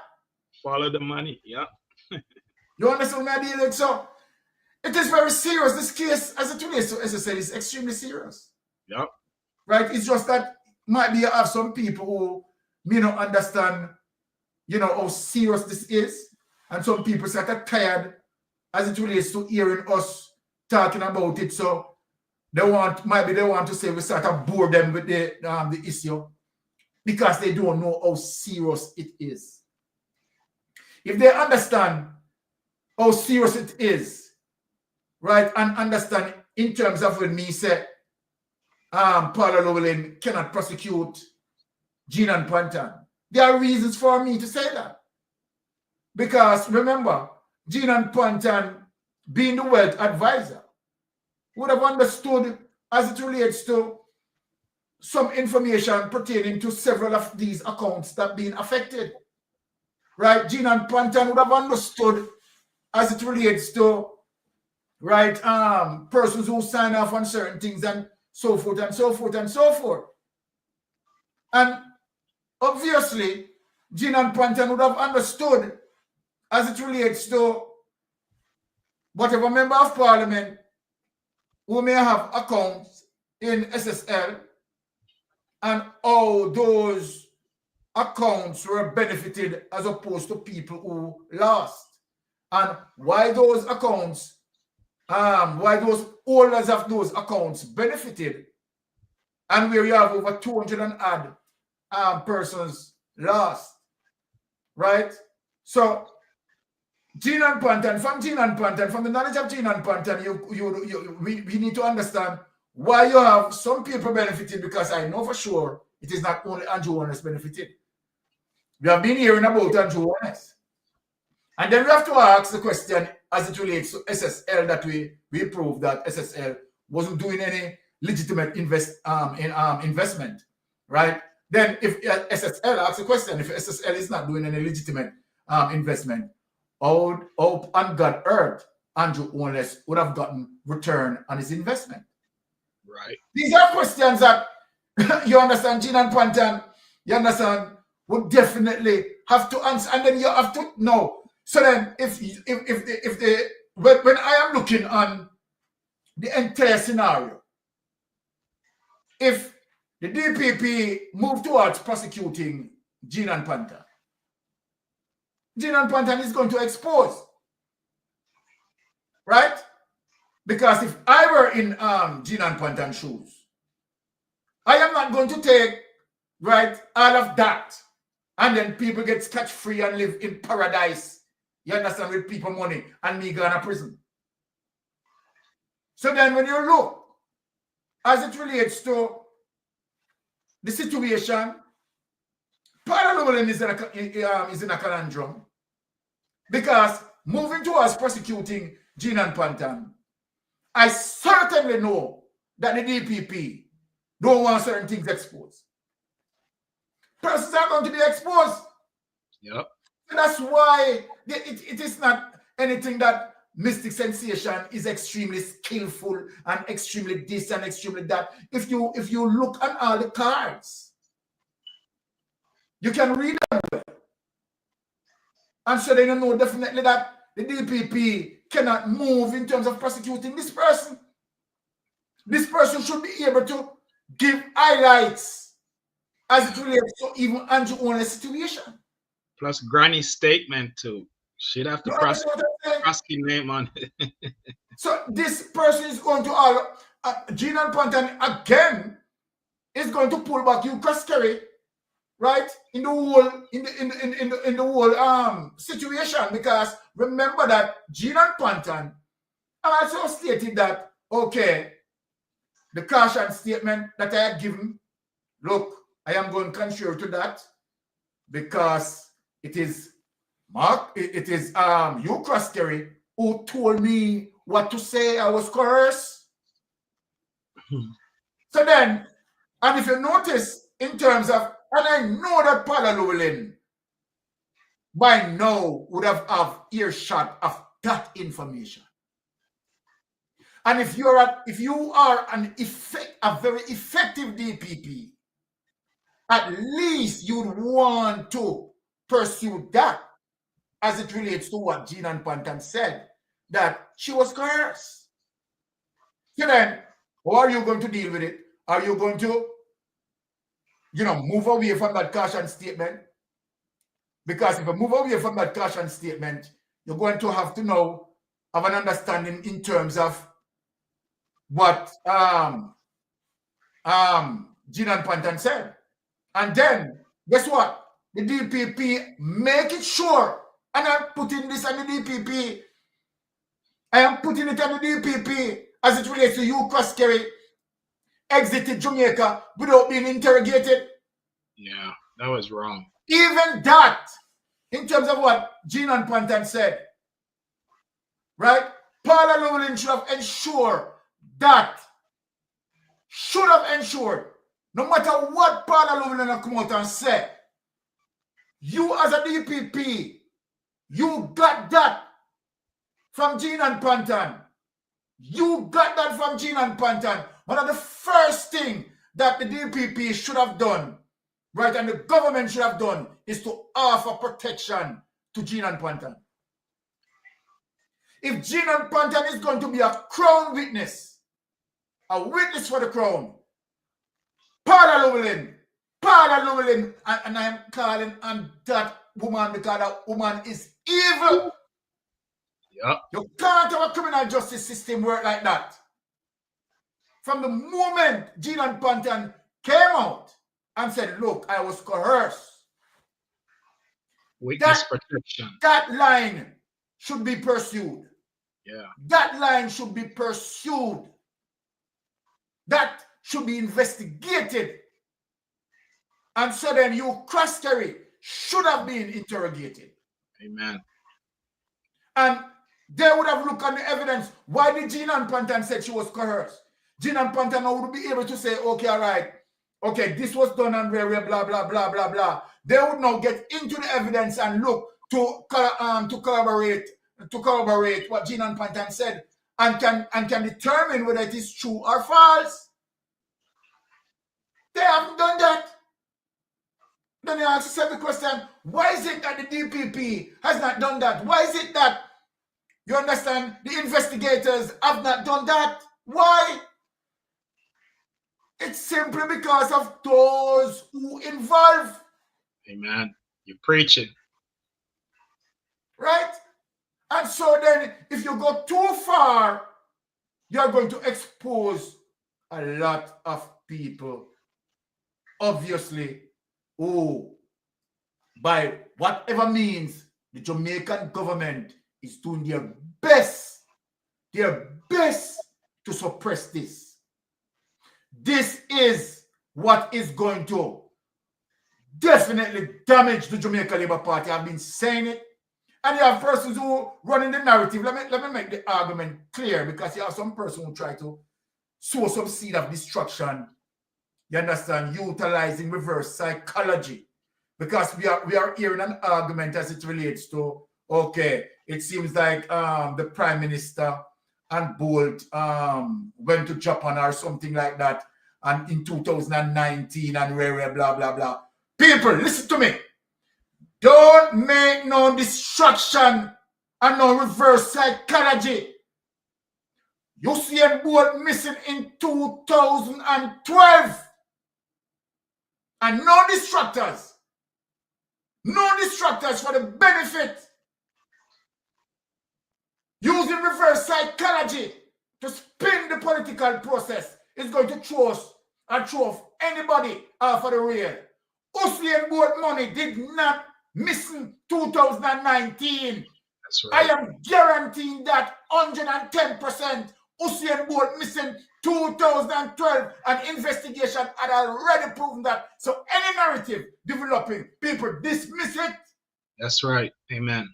We are not going to allow Andrew Holness, or we are not going to make anyone, you understand, with their political motive done that. So people dismiss that. Both money missing 2012 and investigation had already proven that. That's so right. No distraction, no psychological reverse, because you have some people who go on like they're smart. You know? You have some people who go on like they're smart, they're politically smart. Right? So guess what? You're not going to throw off a Mystic Sensation off of the rail, a Titans off of the rail. We are not stupid. We are following the evidence, no distraction. That's right. Stay on course. Bolt money missing 2012.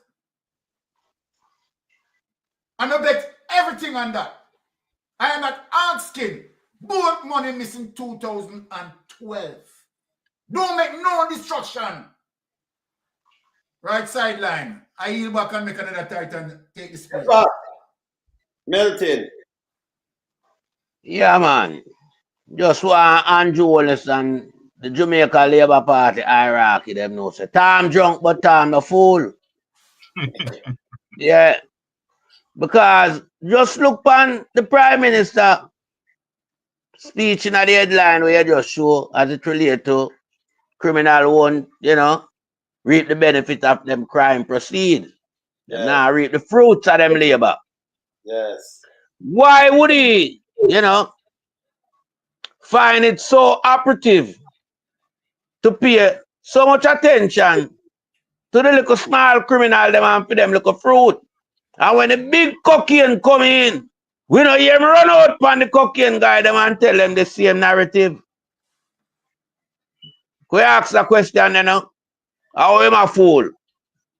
This guy I try to look amendment, you know, as it relates to film criminal activity. We not ease up half of film criminal activity, you know. Because as the Titan CEO outlined earlier on, none of the youth them from them are robbing at Jamaica combined together and rob the amount of money we hold this rob. Yeah. And we are talking about from criminality exists. Yeah. And when you throw in the amount of money with them take from Beryllium recently, it no reach this up. Oh, hold on. This Megawatt asks, Byron, what year did you serve in the JCF? Yes, I was a part of the Hurricane Gilbert batch, right? 1988. So yeah, I was in that batch, 1988. Don't give them the intelligence for you, man. None of their business. All right, cool. Don't tell them nothing, but them are the research for you. Well, in face there, sorry, them can't do research on a Titans, you know. A Titans do research. A Titans carry out research. So we know everything good like that. Cause remember, you know, we are not people who hide behind 10-inch wall, you know. We up front and bold. You understand? Cause we speak it as it is.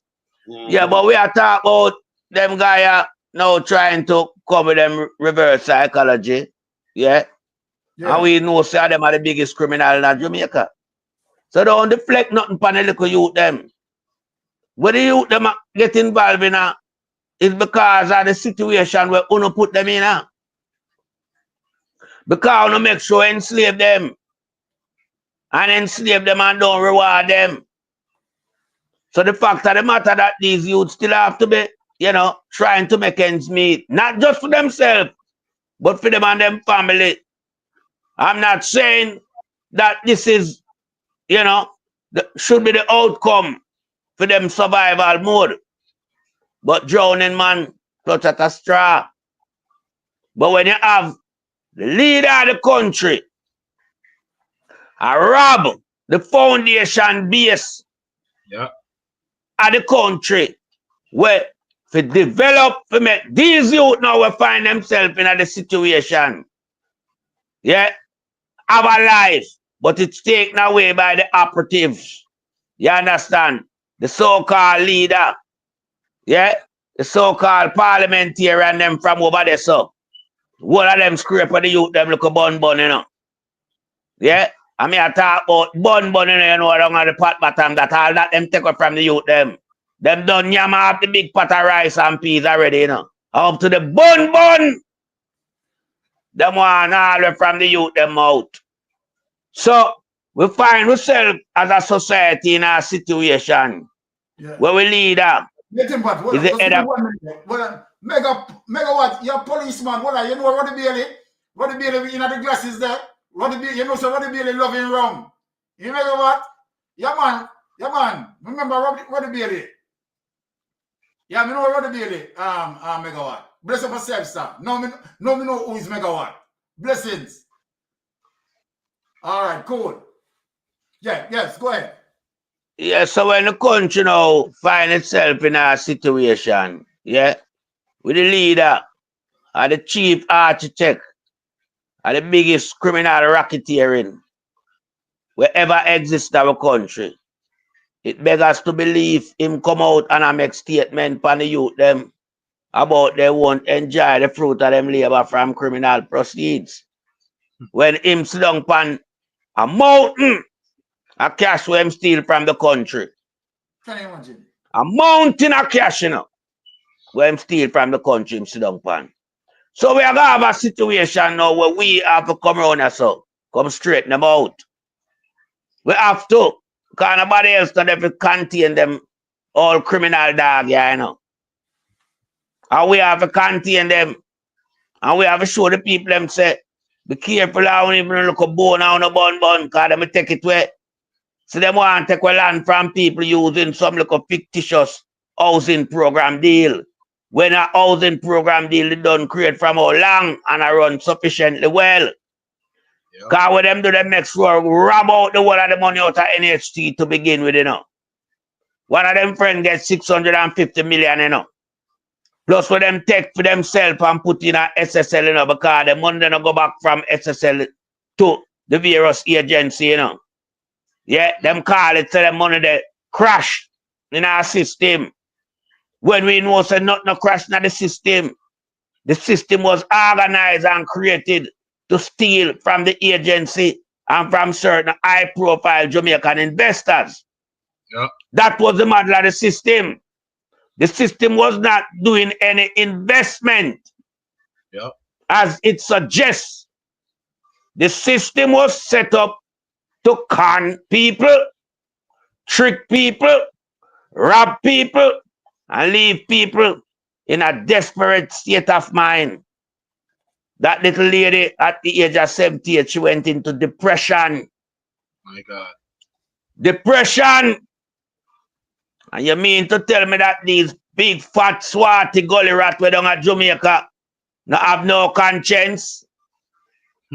When you look on the icon, how hard them train and the joy and glory and respect when bring to Jamaican, but these garbage dogs, criminal, still find a way how to get this man into their investment panty scheme. And as it went in, it went out through the back door. So now they're coming with some narrative, trying to paint a picture that the Prime Minister is not a part of the scheme. He knows nothing about what was going on. He raises money through buying van and getting investment when we know the place wasn't an investing group. Never had no investment going on. So that rub out everything. That rub out everything what them a talk about, you know. You understand? Because every time them come out, them send Andrew further into the pit of corruption. Them sink him further. Yeah. These garbage cannot talk on behalf of Andrew Holness because they were not privileged to Andrew Holness activity. Andrew Holness don't carry these little garbage in a high profile scale of corruption. The one that we hear talk like the big old nasty swarty broadback, fish headless Abcock, Draws Davis, and big swarty stinking mama, Trapper John and the whole of them criminal gang there. Yeah. Them don't know nothing about Andrew real top business. A certain people privileged to that. And you notice them people that don't talk? Yeah. No. Them people that keep silent and leave the little garbage them come out and yap yap. Cause something them are looking up. Where them are looking up. Andrew now go give them, you know. And from we the taxpayers. So Andrew place them in some little jobs. Them not qualify. I take taxpayers' money and pay some garbage for working at the society where they have no contribution to the society but to bring down the society. Because Andrew placed them round him, Andrew Holness, as team confederate them. You understand? So this is the policy where Jamaica run under. But we shouldn't surprise as whole comrades. Because when you go back, you know, to the inception of the Syrup posse, you know, it's sure you said this party could organize a group of men sent to abroad by Siaga, give them visa for go away, and them got a powerful country like America for break all the laws. So if the party can't have its affiliated member them in a place like America break America law, when them there Jamaica shake down the law like we see them want to do with all the constitution and all them things there, you know, and every law where you say Andrew Holness want try instigate, you know, and implement, you know. Yeah. If you notice, theme thing want destroy all the IC. Yeah. Because they are lawless. And when you come around people who are lawless, the next word you have to attribute to them, they are criminals. That's right. Law break. Because it's only criminal break law. Yes, sir. These people does not coincide with law, you know. That's why they're fighting tooth and nail to change the constitution. That's why they want to cut St. Catherine into two. You understand? And they want to make Portmore become the next parish when Portmore don't have the amenable infrastructure to begin with. Yeah. This is why they go around and tell all the lie about Silicon Valleys and STEM school and all type of garbage. Three sister market in a Trelawney, Clarkstown and all them thing there. Yeah. Remember the leader for this criminal party, you know. Tell one I'm Confederate Associate agent, you know. To take the money from AAJ. You understand? It amount to 450 million Jamaican dollars, you know. You understand? And put it in a first rack. I know the money don't come back, you know. The money they rack away in a first rack. So we see how Andrew Holness a pilferage the country over in period of time. Yeah. Because I'm learned from the best, Edward George, Blind. So it's a continuation of them policy because the party is a gangsterism affiliated party. that does not have no authority to be serving law-abiding people in Jamaica. And this is why I say we have to rub them out completely. They cannot be a part of the political process going forward after this 2025 election. Yeah. No more of them. Amen. Because remember, when I go stay, so, you know, we have other projects to deal with in Jamaica same way, you know. Real project to uplift Jamaica, you know. But at the moment, we have to rub out them criminal. Because them are criminal, you know, my brother. If you leave them to chance, them infest the entire island with criminality. And the rest of Caribbean. This is why them have the cocaine now to stain up all the people and brain. We see some killing a one that we can attribute it to the state because the workers who are working for the state doing this killing. And I am saying to myself, it's not a coincidence we have so much cocaine coming through because it seems like these men are not afraid to kill. What gives them the motivation and courage just to kill? What gives them the motivation and courage just to kill? And as we look on documentary showing how the American police officers went about doing arrest, not killing. Right. Why cannot we have the same policy in Jamaica? Right. Why? Yeah. It is because in Jamaica there is no law as it relates to when the Jamaica Labour Party is in operation. Every law shake down. No law at the top. Every law that exists, them tamper with it. Because it's a lawless organization that has been carefully orchestrated, formulated, and implemented by Edward Seago from way back when. From way back when. From in the 70s. This piece of shit, Bacramasa, will left America and becomes a prime minister in Jamaica when he has no rights to be a prime minister in Jamaica. Even becoming a prime minister in Jamaica, Siago rob the protocol. He's not apart from the Commonwealth. Violate the Constitution. He's an American. He should never be a prime minister in Jamaica. And this is why Jamaica suffer. Jamaica is still suffering from the Edward Seago syndrome of criminality and corruption. Yeah. And it's time that we make a change in Jamaica to put Jamaica on a firm pathway of growth and development so that the people in Jamaica can have life that will be of merit to them. People want to be able to put food on their table without having to wonder and ponder where it's coming from. We can't have people in Jamaica having to rely on people overseas in the diaspora to put food on their table when the government is multi-billionaire. My God. The party representative, some of them are multi-billionaire as well, and some of them are multi-millionaires. But the masses are still crawling on their knees, waiting for prosperity to appear. When all they can see coming their way is poison and more poison and more poison from the Andrew Holness regime. But he told them when he was opposition in 2015, in a reverse psychology format, that the ruling party at the time would be throwing poison on them. That party was giving the people them love and care.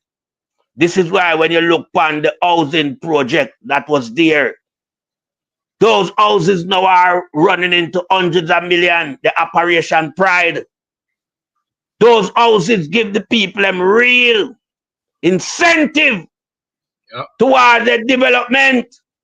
Amen. Not taking away the land by offering them a full cube that they can't even expand on. So you stagnate them life, but you want them value. This government has to go. And it has to go in a manner that will never let it resurface. This government has to be buried in a landfill. And you cover it. You can't make even the stench escape. You have to get rid of them out of the people in mind, out of the people in thought.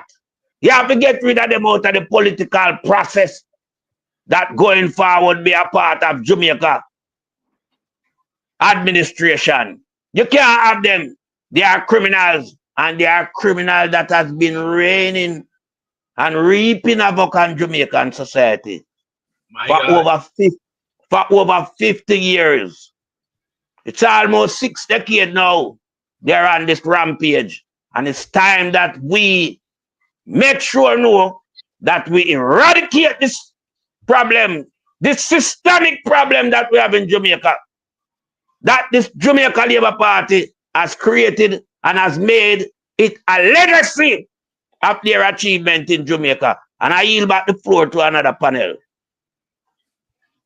So here we're gonna show now. We want to show the fine ant minister today. It's a puppy show thing. This people Jamaica can't stay like how it stay. We could listen the budget, the copy side Byron, but it's 6 tomorrow, you know. Let me just tell you the truth, it's 6 tomorrow, but we have to show it. But just say somebody send me this. Right there. We want to show another copy side. See the guy when named Richard Stewart, I mean I know what that the two of them look like old junkie, look like 2 pieces of garbage. And that name Richard Stewart. And that are the deputy commissioner in charge of crime, know that. Okay. That, yes, him, yes, 1 year and 4.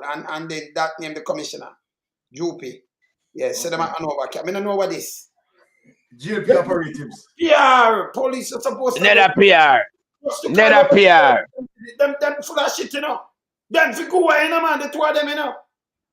Let me show them, I could go upon this. But soon go do it for them case. But I could go upon this. Look here. Year 2025-26. I'm how this? Are they really the fine ant this Byron? Yeah. Pastor Ricky, I want your boss a little prayer for her, you know, because she need long time, you know, brother. Yeah, definitely. Budget for the fiscal year 2025-26. I'm joined this morning by State Minister Main, our Financial Secretary, and the team from the Ministry of Finance. Look how she have a dribbler. What is this? Look how much people have around she like woman in a week. Like, I think my granny used to, I wonder if I wig this for my great granny did that, man. Let me never see my great granny. And the public service. So let me start by saying that the total recurrent expenditure for the central government is 1,197,453,418,000. Total capital spending for the central government is expected to be 62,595,000,000. However, when you look at the consolidated public sector estimates of expenditure, which is the total of the spending for central government and the public bodies, you will note that the spending of the government as a whole is closer to $1.9 trillion, just about 6% shy of $2 trillion. So them just want to feel big. Them want to feel big about that, right? And that, you know, the public, the bodies, when them attack, like the NHT, them pay them own workers, yeah? National Water Commission, can me make sure, talk to, well, we know this, right? Them over the wharf, this one, like, you know, JUTC, they have some people pay them own workers. So she want to put that 700 billion there to make it so like the government is and that. Then the response to them thing. Yes? Different from time to time, like when they mash up the bus, they might give them some little subsidy, subsidize it. Yeah? Yes. But I them pay them own bill. They make them generate them own money and pay them own bill, like NCB rich, you know. No NCB, NHT. NHT rich. NCB pop down. NHT rich. See? And all this could have pop it on. So them want adding this to make them sound like them do something about Iran. Exactly. Yes. But we have to just tell the people them what that mean. And them do them 1 bill and everything about the government spending this and that. But we continue with her and hear our foolishness. Because she don't make no sense as well, you know. Continue. Of that, $1.9 trillion capital expenditure across government, meaning central government and public bodies, is expected to be $165.6 billion. Madam Chair, shifting to focus on the central government, as said earlier, the total recurrent expenditure for fiscal year 2025-26 is $857 billion. Of that, wages and salaries account for $463.4 billion, or 40. More to the euro 13 I attack to now, you know. Because this sound is sorrowful and pitiful. 2.3% of total recurrent expenditure of central government. Outside of interest payment and debt amortization, wages and salaries continue to represent the largest item of expenditure for central government, having risen from 31.8% of expenditure in fiscal year 2021-22 to now 42.3% of expenditure for fiscal year 2025-26. Madam Chair, another important metric is the primary balance. The central government's primary balance is projected to be $178 billion, or 5.1% of GDP, which continues to keep the consolidated government's debt on a sustainable path, which means we are able to manage interest payment. We're able to manage interest payment in the year. So when they run both and talk about this debt and this apart, this is bullshit. Yes? Him not work, him not do nothing at all, I know. Continue my medicine when we return. And what you want to tell you, because them have them, Byron, them project it, oh, it go down, because we have the sheet of projection, you know, to 2030, you know. And some of them have it, right? Yes. Yeah? So it'll show you when you continue to pay, them tell you. So it starts from Portia, and him go about, we sustain what? The country can't go it when I tell you, you know. All right, continue. And also remain on the trajectory for the debt to GDP target of 60% by fiscal year 2027-28. Year? All right. Look what them have to show. Look here. Look how I'm out putting. She don't know what you say, you know. Look here. Okay, oh, God, man. Madam Chair. Oh, God, man. This is sin, you know. This is something like I take candy from a baby. And voila. The team, I did introduce our financial secretary, but financial secretary, if you want to say who's here. Yeah, okay. All right, okay. Yeah, there. I didn't introduce my team and financial secretary. You want to? This coming like a joke. Hey, is that oh God? This financial secretary, if you want to say who's here. The financial secretary look like them long time cooling up here under the weekend. Under here, it look bad, man. Under the glasses. Continue. Okay. As we go along, you will know who the members are. You're there. So for Minister, we're not hearing you very well. I think you're introducing your state minister and at least the FS. I did already. You're there. Shut up, what you doing now? We can't believe it. I did not hear well. I think you're introducing your and your I did already. I saw some other woman, you know, like and that woman a yard girl, you know. Minister, we're not hearing you very well. I think you're introducing your state minister and at least the FS. I did already. And the rest of the team. but the opposition was indicating they're not quite hearing you on the mic. I was thinking we can tilt the mic up a bit. Oh, we are here, right? Right, our volume low, and I wonder, people say about that, yeah, say about that. When me that turn down Holness volume, when me never know, in fear volume, tie up in a Holness volume, so when me cut off the knob, it cut off fear poor thing, fear little sober volume too, you know. So it done all. Yeah, man, continue. You know, Minister, you do not have to start over. Yeah, no, you don't have to start over. And I laugh it out. Hey, Flavor want to start it over again, you know. No stupid, so continue. Towards her, yes. Go again, Minister. All right. Go again, Minister. Minister, you do not have to start over. Yeah. You want me to start again? Okay. Yeah. All right.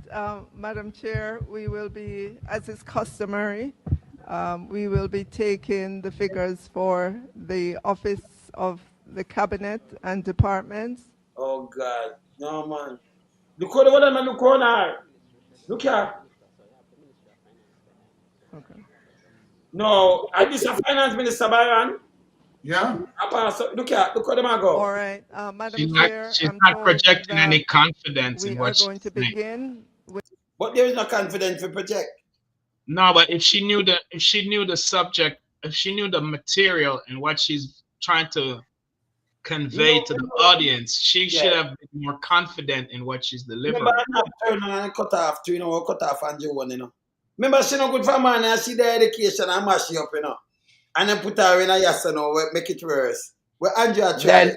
Then hear me now, my brother. If she the education and mash up education, you expect she have an education. You know, see that done this. This is a child who just start a basic school. This is one of the weakest performance ever coming out of God knows. I don't think she's healthy, man. I can look at her and she's sick, and I'm giving her the benefit. I don't want people look on our demeanor, our outer demeanor to check if she's sick or she's healthy, you know. Because this woman is just plain dunce, stupid, dumb to the job what she get. She not qualified. She not have no interest in her education. She mash up education. Them uplift her to this position here because them have the previous one in a criminal activity man for runway now. So this just show the state of the Labour Party. Them don't have a suitable candidate going forward for elevating our Ministry of Finance. This woman here is a dunce. What she doing a God knows. This woman want help to just even open her mouth. Pat, well on the Pat. When you're under duress, you know.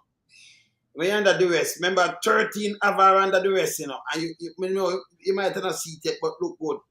13 of this woman under duress, we have a Charmian. Yes. Well, we know. We know it's a 13 and have a rift going on. We know that. But at least she's supposed to can exhibit our job description as the Minister of Finance. She must can speak on finance. Then she don't use the money. She don't take a bag of money from education. The part of finance in that. No, she can't speak on the matter. Why this bad? This woman here just come out, hey. Yeah, we go and deal with that from here. Go and deal with that. What on the way? Yes, sir. All right. This is what I'm saying, and this is what I am seeing in terms of analyzing her personality.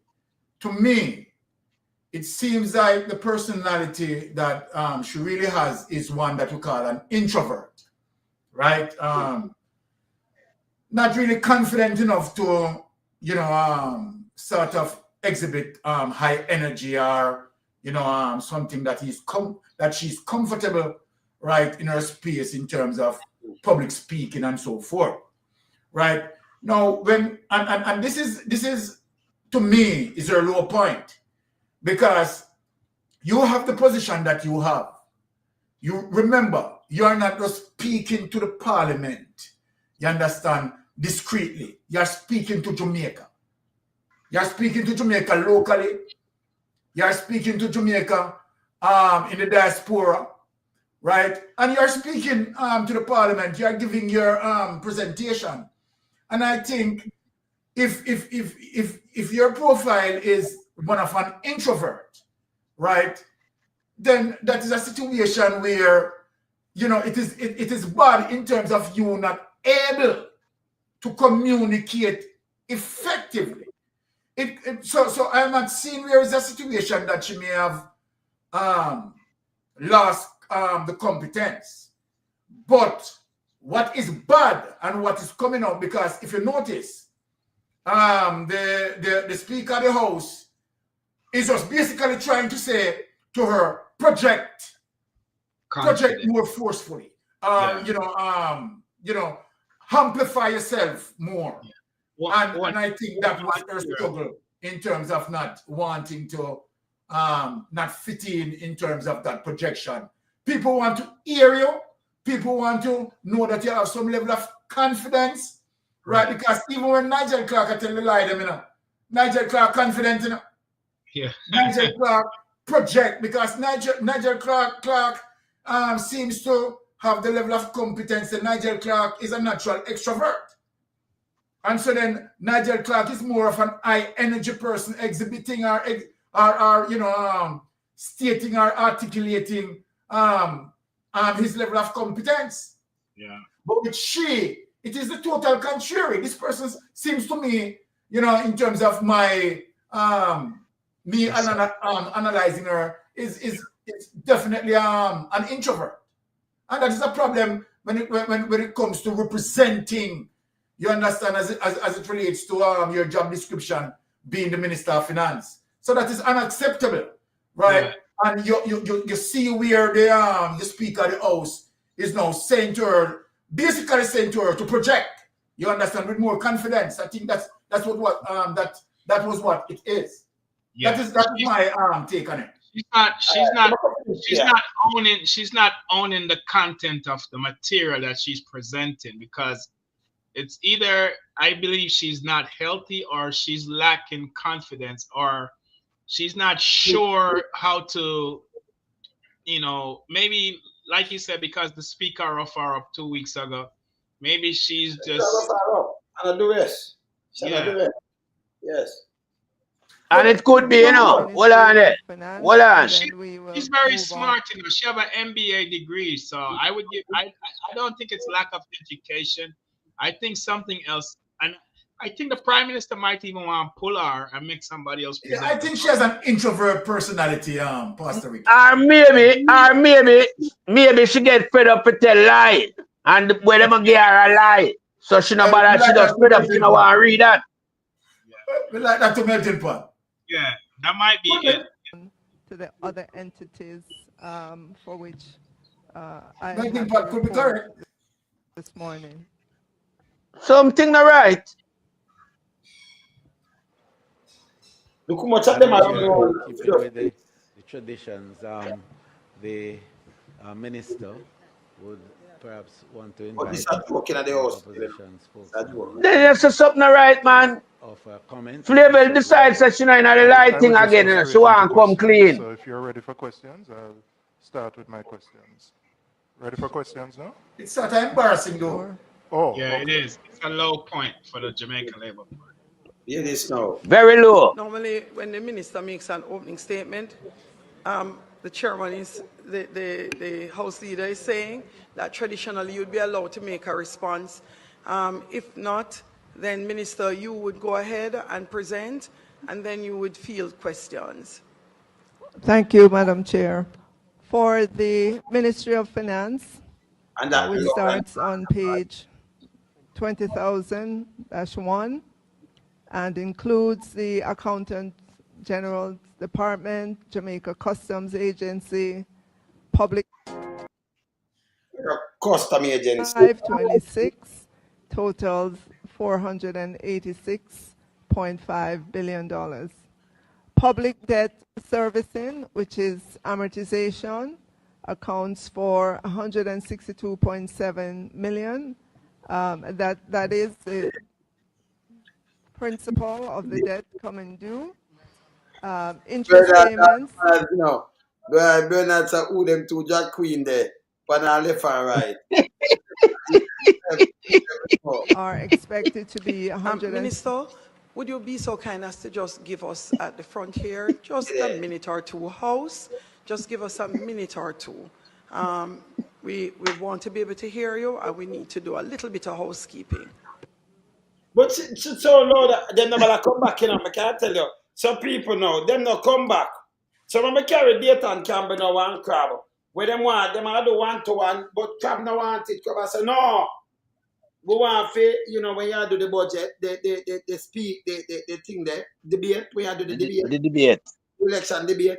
Them want to with the pack of wolf, them on the same way. Man, I said, no, sir. Hear this. PNP is willing to debate, leadership debate, finance minister debate, one versus one, and then the social issues debate, which is a team debate.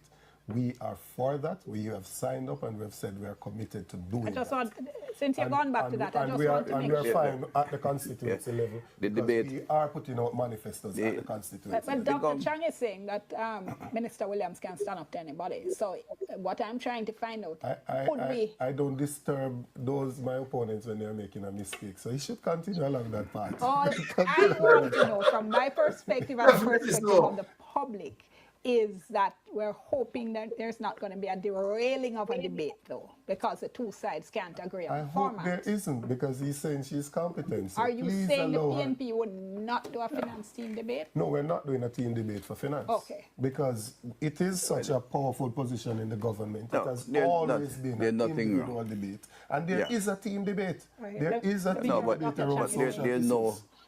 The issue of debate is how to bring out the in depth the policy of the government or the policy of the party in government. And in terms of the economy and finance, there's nothing wrong with a team debate. The Minister for Finance deal with the macroeconomic principles, but bring in others who are involved into. You can't bring in others.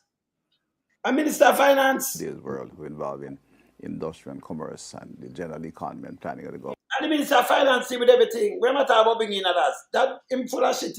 Well, the crab, or me I say him full of shit. Well, there's only for hands out of the nest, you know. So maybe at the hands them kind of finance that I be a finance me I look on. If you're trying to I'm saying nothing wrong with it. Though it makes it look like you think your finance minister is weak. You would have made that point if Nigel was there. Dr. Clark being the Minister of Finance, he would not be making that point. Discussions are good. One other thing, you know, we don't respect our government evolve and politics evolve.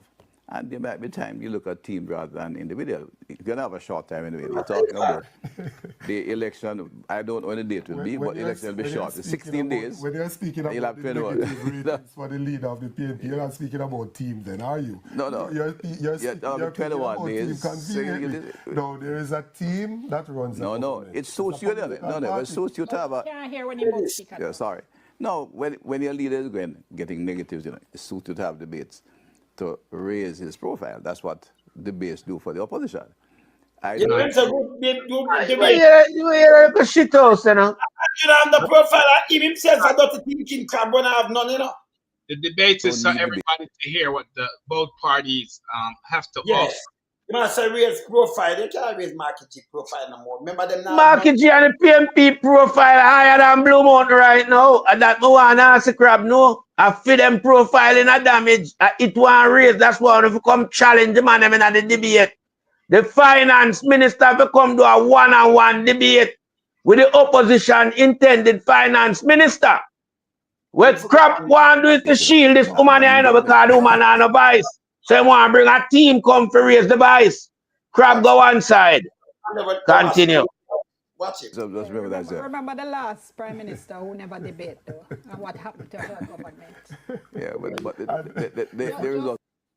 The result. Get the last one. They want to know that the person that is representing them is aware of the issues that are affecting them in the constituency. Infrastructure, road, water, land titling, electricity, internet connectivity. They want to know about employment opportunities, housing, healthcare facilities, youth and community development. They want to know about education and training. And the person that is coming forward should be able to have a conversation and debate how they are going to implement things to impact the community at that level. So we are willing to debate at any level. Let me hear Dr. Chang respond. And just to say, Dr. Chang, that I'm listening to you, but it sounds, given that what our system really is supposed to be is people voting for constituency representatives, doesn't what you're saying? No, national, the system of governance we have, which has held together very well. That you vote by constituency for national government. Local authorities have a different issue, but the national government and MP and the backbenchers will have the issues, but it's the national policy. But it's formed by people voting at constituency levels for individual MPs. Yes, nothing wrong. So why shouldn't there be that focus on what's happening? Because the leaders' Wouldn't we have a better parliament if that's what we did?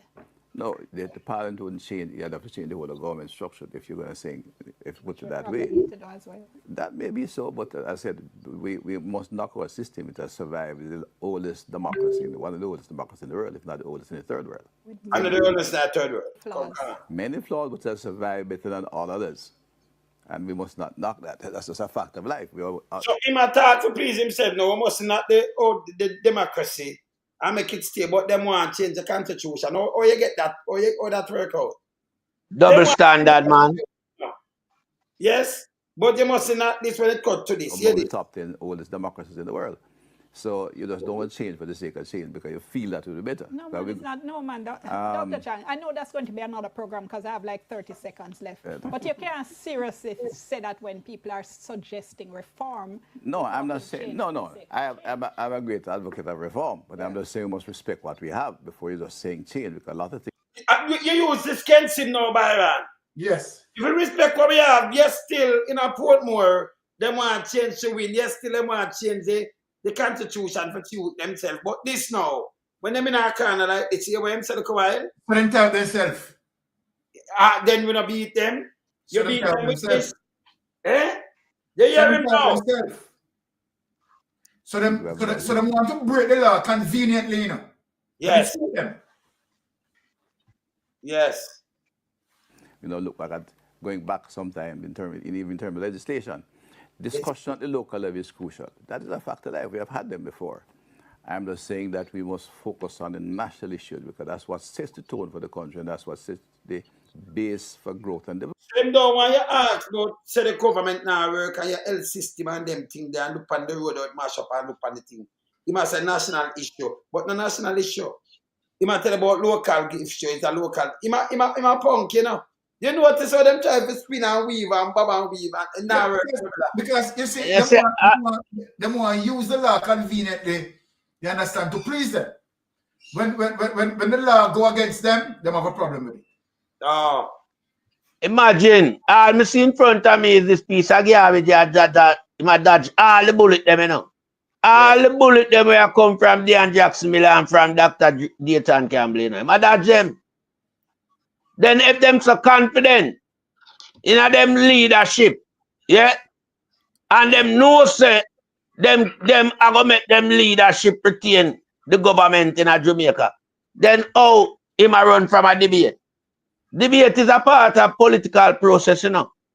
Because everybody would like to know the type of people where them are choose as them representative. Yeah, how well them speak, how well them can deliver pan them mandate. You understand? That's what them have. Them not gonna relate the manifestation yet, you know.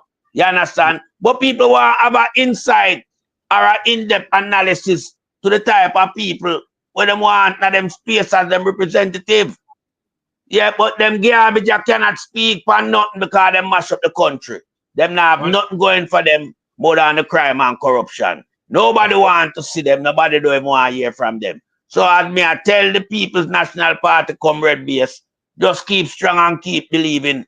Yeah, because everything is right there to be handed out to the leader of the People's National Party. The country will be handed to Mark Jefferson Golden and his well put together team of representatives. And I yield the floor back to another member of the panel. Melting Pot. Okay.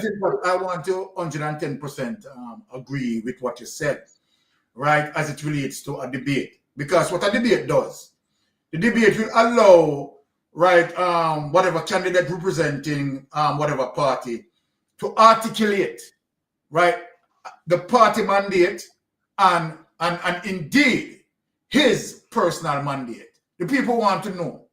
The people want to know what are you bringing to the table, right? How are you going to be able to be different from your opponent in terms of what your opponent failed to achieve? How are you going to achieve? What are your strategy in achieving where your opponent failed? So then you have, for example, Westmoreland and Hanover having serious water issues, you understand, to service the community, right? Yeah. And you know, right, is going to say, okay, all right, based on your mandate, based on a strategy, based on your policy, right, and what you're going to do in terms of able to know, you understand, give water or give that particular service, right, to your constituency in terms of how your opponent did not able to do that. How are you going to have that done, right? And you want to explain how are you going to be able to do it. So then when you are not, if you are moving away from a debate, you are moving away from the articulation of your party mandate and policies that people want to know. Why exactly? Why do people need to vote for A or people need to vote for B? Tell us, give us the contrast between you and A, and B. You understand? And why definitely, Byron, need to vote for you. So I don't see where he's going. You understand? That is just bulls. If you're let me just say this, sir. Yeah, let me just say this, because one of the things that we need to understand is that an incumbent government has certain leverage in terms of how the strategy, the date, the time, the format, the terms, the condition, because they're the ruling party in government. But when you look at this guy right here, who's the GenSec for the criminal organization in the Jamaica Labour Party, if you look at the body language between him and our brilliant GenSec, Dr. Dayton Campbell, you can see that this guy here lacks confidence. He's not sure. He should have come to this discussion with strength, projecting what the government, that is the incumbent government that's in ruling for the last 9 years. But the fact that he is making excuses and his body language is showing that he's not strong and that he's weak and he lacks, the fortitude to say we are going to do it this way. Normally that's how it is in America, but I hope that's the way it should be in Jamaica. But he lacks the confidence and he lacks the strength. He's weak, and you can tell that he's worried. Things are not going the way how he's making it sound. And normally when a party is not in a position of strength, they try to bargain and make excuses. And basically that's what he's doing, because the Jamaica Labour Party is not in a position of strength right now. And so that's what we can see, the weakness that's reflected in him could be transferred to the same weakness that is currently in the Jamaica Labour Party. Well, let me say something there, because I love how Pastor Ricky come in with that. You understand? And right, that is a very good thing. But Pastor Ricky and Melting Pot and Lonesome, for Jamaica Labour Party to be the incumbent government for 9 years, right, shouldn't be in what you call a futuristic mode. You understand? Telling people in terms of what they are going to do. I expect that the People's National Party should be in that mode as it relates to the People's National Party mandate and policies that they are going to bring, that they are going to establish, right, and show the comparison, the contrast between them and the Jamaica Labour Party. Right. What I expect from the Jamaica Labour Party, right? And when I said shouldn't be speaking futuristically, the Jamaica Labour Party should be speaking on the things that they had already achieved. Accomplished, right. So then you have the Jamaica Labour Party as it relates to Andrew Holness when he talk about his first 100 days and all of those things that he had promised, that he had not delivered, right? The party shouldn't be in a position where they are going to fix Tri-Bridge, they are going to deal with Sparks program, they are going to do this, they are going to do that, they are going to make Trelawney and Oasis, they are going to make Portmore this, and them going to make that. They cannot be, after 9 years, in a futuristic move, telling people now, you understand, what they are going to do. They should have known, you understand, if in terms of good governance, should have been now speaking on the things that they had accomplished. Right, and what they plan to do from them is what they had accomplished. And let me say this to Jamaica Labour Party. What the Jamaica Labour Party accomplished, they accomplished SSL, nothing. They accomplished with the economy falling beyond -5% as it relates to growth, right? So there is no growth in the economy. You understand? Because when you look as it relates to under Andrew Holness administration, right? And you look between 2016 to 2025 as we speak, how the country grow? What is the country growth rate? So you are looking now that you are facing few months. It is few months away. Maybe in the 2 months, within the next 2 months, general election, but whenever I decide to call it, you understand? To now coming out now to the electorate, right? And you are in a futuristic mode that you are going to do this, you are going to do that, you are going to this, and you're going to spend there, and come on, you should have now have the level of confidence, you understand, based on your good governance, based on what you promised you have delivered. And let me show you a comparison. Let me make a contrast with that. What I am saying in terms of Andrew Holness administration, 9 years ongoing. No, wasted years. 9 wasted years. All right. But let us look. Let us use an example. Look at Mayor Swebe as it relates to Mayor Swebe take over the KSMAC, right? And making the contrast between Mayor Swebe, right, and Delroy Williams, right? You have seen that Delroy Williams is a careless failure. This is what we are talking about in terms of Mayor Swebe status right now. That Mayor Swebe is not in a futuristic mood in saying that he's going to. What Mayor Swebe, the mood that Mayor Swebe is in, a very confident move.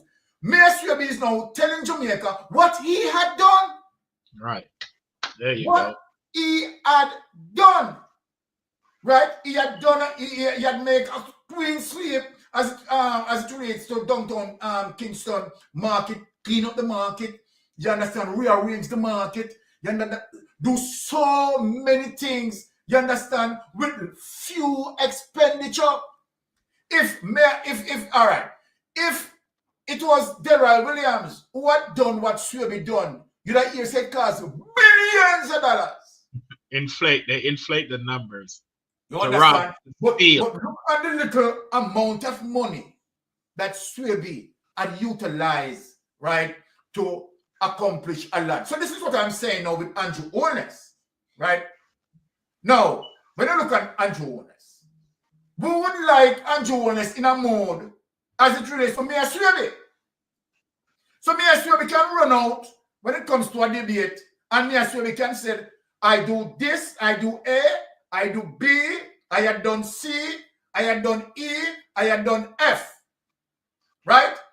Now, we want to know now as it relates to the entire Andrew Holness administration. getting the Jamaica economy from Portia with a positive growth rate. Remember now, getting the economy from Portia with a positive growth rate. Remember when time Bruce Gold, when Portia Simpson took over the country from Bruce Golding, it was negative. Portia Simpson stood her time, did what she had to do, right, and bring the economy in a positive light and make policies and transform the economy, right, and did it over to Andrew Holness, you understand, as it relates to, yes, the margin might be, might be 1.8% or 2%, you understand, as it relates to growth. The fact of the matter, it is growth. Now, let me ask, so then if we know Mark Golding is going to win the election, no two way about that. Right. So when Mark Golding take over this economy, the economy, you understand, is in what? -5% negative growth. -5% negative growth. And the country's in debt. The country's in debt too. I'm sorry, the country's in whole heap of debt. Austerity measures, the amount of austerity, Papa, because even the other day, you understand? No, you're funny it is, That is Andrew Holness. I run out and talk about fiscal discipline. And if you ask him what is fiscal discipline, ask him to define what is fiscal discipline to the people. Fiscal discipline means you reduce your borrowing. I want people to consult their dictionary. Reduce your borrowing, right, and try to grow your economy. Mobilize the engine as it relates to manufacturing and try to grow your economy and reduce borrowing. Reduce borrowing. What Andrew Holness is doing. Andrew Holness is doing. Right? It's borrowing. What that means for Jamaica. Each time Andrew Holness borrow, let me tell Jamaica this. The Jamaican dollar devalue. My God. And when you have that devaluation, you're going to have inflation. Because guess what? Cost of living is going to increase. And high interest. And that is the fact. And the economy is not growing. The economy is not growing. So then let us look at that. And you are now facing a general election. I don't know about third term. You have SSL bangarang on your head. You have the economy declined by 5%. And you want third term. No, let me ask you a question. Prison term. Jesus. You have SSL on your head. Because we now left off SSL. No, I beat it every day. And the economy. So we are beat up with SSL and we are beat up with the economy. You understand? And we are beat up with extrajudicial killing. Now, you have all of them there's something up on your head. Right? And we are beat up with the promises. We are beat up with the promises. You understand? Because none of the promise that you made, you understand, as it relates to 100 days, right?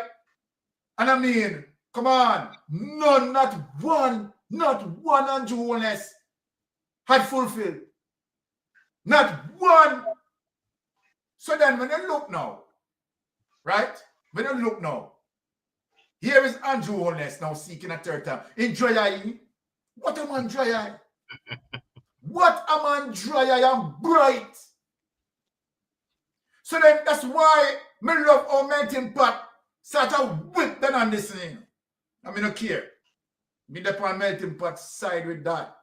You understand? Yeah, man. Because we know, say, the People's National Party, we ahead. Me not business on this, and what that on this is the try to say, because his strategy, you understand, is to make sure that him get in the winning column. So then, if the PNP win landslide, he has it to say that, okay, the 2024, I have seen it from the 2024 polling that I had done showing the People's National Party 9%. And if the People's National Party, you understand, win, he can have it to say, okay, all right, as we're talking about, the People's National Party slightly ahead, and so then I was correct. And if the Jamaica Labour Party win, You understand? He's going to say, okay, remember that we spoke about the margin of error of 3 plus percentage point. You understand? So here tell you, based on what done as between the poll 2024 and 2025. You understand? How can you now look at Dan Anderson and say, okay, based on what Dan Anderson said, because of his analytical skills, we already made prediction that the People's National Party is going to win, you understand, by a landslide. And he has never shifted from that. But he shifted position. That means any outcome of the general election, he has a narrative to sell. So him not no more credibility. Him can't talk nothing more again, Byron. Dan Anderson time don't know as a pollster, unless him a par with Big Mama. But watch this now. What Dan Anderson not realize, we've been saying some very critical thing around here, you know, to the Jamaican people, you know. You understand? By informing them of the weakness of the Andrew Holness-led regime. Yes. In terms where good governance is concerned, they are weak. Just look at the last 2 interviews that we saw with the JLP operative in a state of shock and confusion. They cannot relate on the matter that they are being, you know, interacting with their opponents, counterparts, so to speak.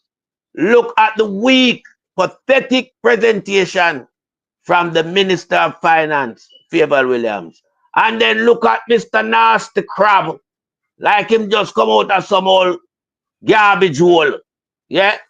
Sitting in front of Dean Jackson Miller alongside Dr. Dayton Campbell and being a shamble. He's been a shamble. So we are showing the Jamaican electorate that these people cannot carry the country further. These people are what you call breakdown vehicle.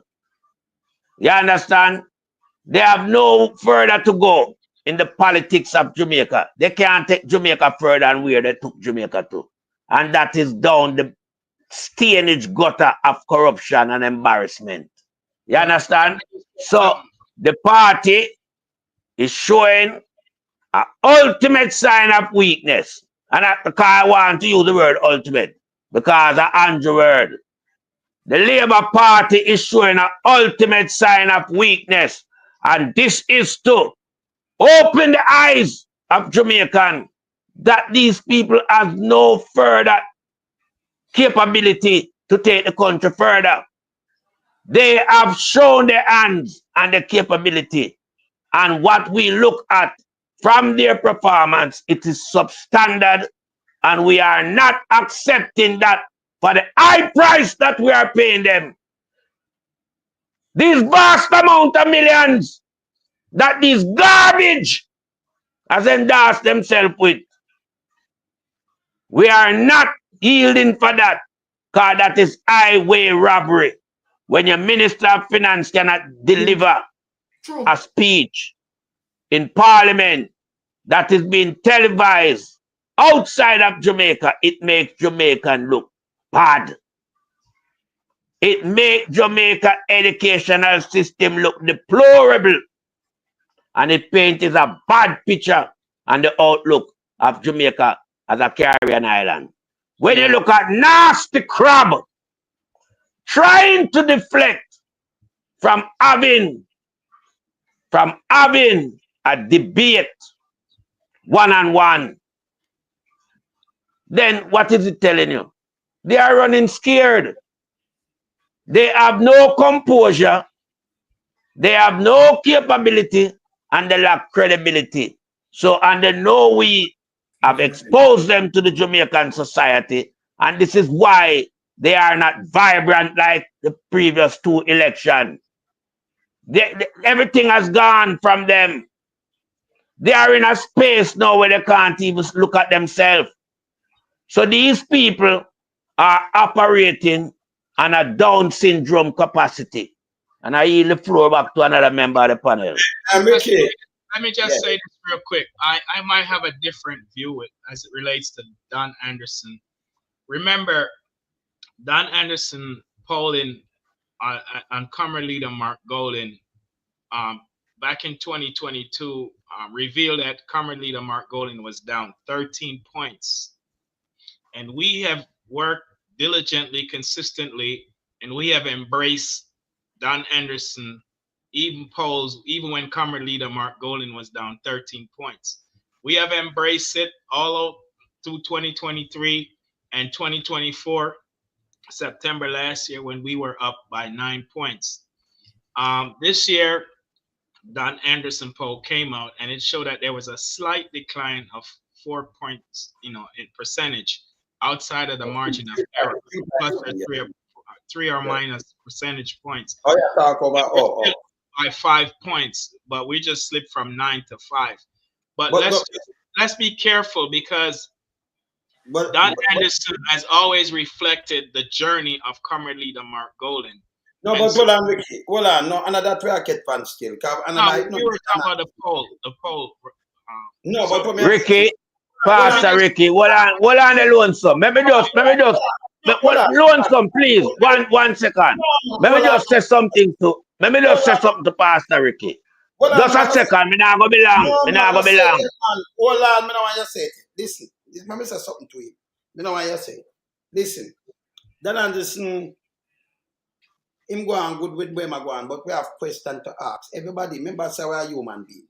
All right, somebody commission you to do a poll, a businessman. We can read it. We see Gina Ajay poll, a businessman. Okay. Me, I go take millions of dollars at a businessman and do a poll. No, a PSOJ with the JLP commission and for the poll. Okay. Okay. PMP 9 up. We have a recession in December. Right. 2 quarters. September quarter, December quarter, October quarter. We have a recession. 2 recession back and back. The PMP not do nothing wrong. We have a recession. The place mash up. But the PMP, remember, if you have some people make up their mind yet, you don't leave 3 percentage points and go back in the people and make up their mind. Remember, 2 term with JLP, if you're going to vote, you're going to move from PMP and go to JLP where you just have recession and the place mash up and Anjo is a criminal and everything. The whole of them, it not look good. So you don't leave bank and go in, you don't make up your mind yet for vote. You understand what I say, Byron? You make up your mind. So me I say, wow, the question where the man asked was wrong. We understand people pay for do them poll, right? If somebody pay for do them poll, the question where them ask on the IC, neither. We not agree with it. I'm going to tell them the truth. Because hear this. If me go ask about corruption, me go ask about, hear my question. Me go ask them, we are going to election. Simple. You are going to election with a prime minister where with corruption, statutory declaration don't certify. 4 years. But we have a comrade leader with things certified. And then him have thing behind him like when get the money. Oh, you feel if you have a vote for a man like this, or you have a vote for a man. Me know why you never ask a question there. Why you ask for the IC? Nobody vote for the IC. But me know I'm under pressure because I question when get for ask. Because them are give you a question to ask. You understand? I just start me a question with the man. So you know, going to get a good favor when you get something and then it will add on and show you something. And then you only leave from PMP and go in undecided. So these are the questions that we ask. I know nothing else. And Father Lord, I was getting to that point. That was my next point that says it's the questions that the pollster was asking that reflect the poll that just came out. That was going to be my closing point, the questions that was asked. Because if the questions was asked in a matchup between the criminal prime minister and comrade leader Golden, he would still be 9 points ahead or even more. But I didn't get to finish that. But you're right on spot, Father Lonesome. Yeah, but I never asked this. It's simple, I just start we're asking. So me I say, you said them they come for me to do a poll and then give me a question. It's just a little warning, not to hurt him. Don't give me them question because me ask me. I remember, I look back on the question or him ask question like last year before and them thing. Then I look for the question me ask now. Some question. I said, then why you do this? Remember, we don't run for IC. Nobody votes for IC. Exactly. So when you ask for corruption, can ask about the IC or how them do. That don't make no sense, brother. And that's the truth. And that is a good call. No, the truth, brothers. Yeah, you're right. Yeah, you're right. And just the questions if them ask, but it's a good question. That's why you get something like this because we want to make somebody. Well, hear me now, Pastor Ricky. Anything where good can becomes bad, you know. Yes. You have to be critical thinkers. You understand? When you are operating in the space and environment of a corrupted regime, anything is possible. True. The fact of the matter that the PSOJ got in touch with that Anderson and asked him to do a poll on the Integrity Commission, that speaks volume of corruption. Why would you want to do a poll on the IC? Where is that lead? Hold on. Where is that narrative leading to? You understand? And then on the back of that poll, some people from out of Big Mama Hatchery run out now and start to state that Mark Wallen and the PMP is in panic mode. Oh. So we are looking at, the reaction. We are looking at the reaction after the action.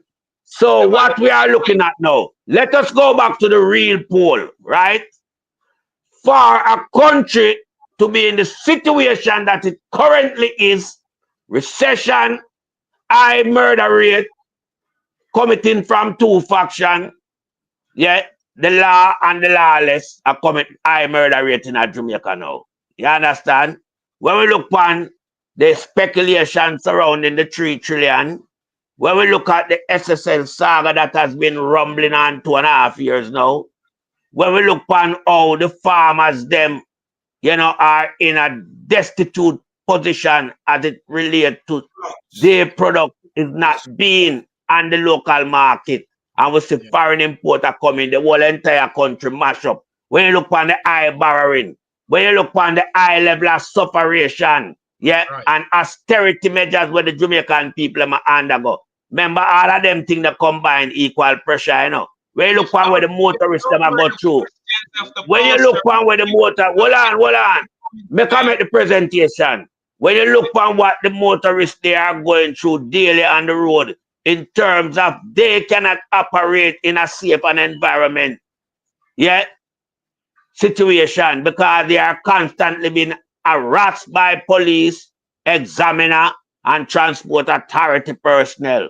When you look at what is happening in social society with our police officers who are there to serve, protect, and reassure, beating up the hard-working men on their job, stepping in them neck, kneeling in them back, doing all type of things, disrespecting them. You telling me that as a society would not feel the pressure of that ruling government and want a change, they wouldn't go into undecided because there's no such party in parliament that is gonna rule the country with under the name of undecided. I would like that party to come and replace the GLP. So if it's a sign that we're gonna have a party by the name of undecided, I'm all for it because the Jamaica Labour Party supposed to go to existence all together once and for all after 2025 general election. And I yield back the floor to another member of the panel. If those questions were asked that you just highlight of all the problems in Jamaica, if Don Anderson had asked those questions, we would be up by 25 points. Trust me. But you now ask them question, the Pastor Ricky. The fact of the matter, the people we are talking about, we're talking about the percentage that swing to the undecided. That is the factor. You say you heal the floor, but if never asked those, that's what go back to Father at some point. He never asked those questions about the problems in Jamaica. If him asked about IC and other things where people not really penny. Yes, and the IC, yes. So the IC cannot. You can't ask a question about the IC like the IC them. Is that it? Are them for all corrupted people? What about nobody? They do them. They have no ballot for the IC. None. You can't ask when it's corruption and they ask for the IC. You might get. We are telling him don't do it again. Remember, just tell him straight. And if him ask about IC, him have to ask about Indicom, CTAC, and MOCA. When you ask, you have to ask about the government, about Holness, him statutory declaration down 35 from 2021. If you're comfortable to vote for a leader like this, or him to come off of the ballot, why you never ask? Ask straight.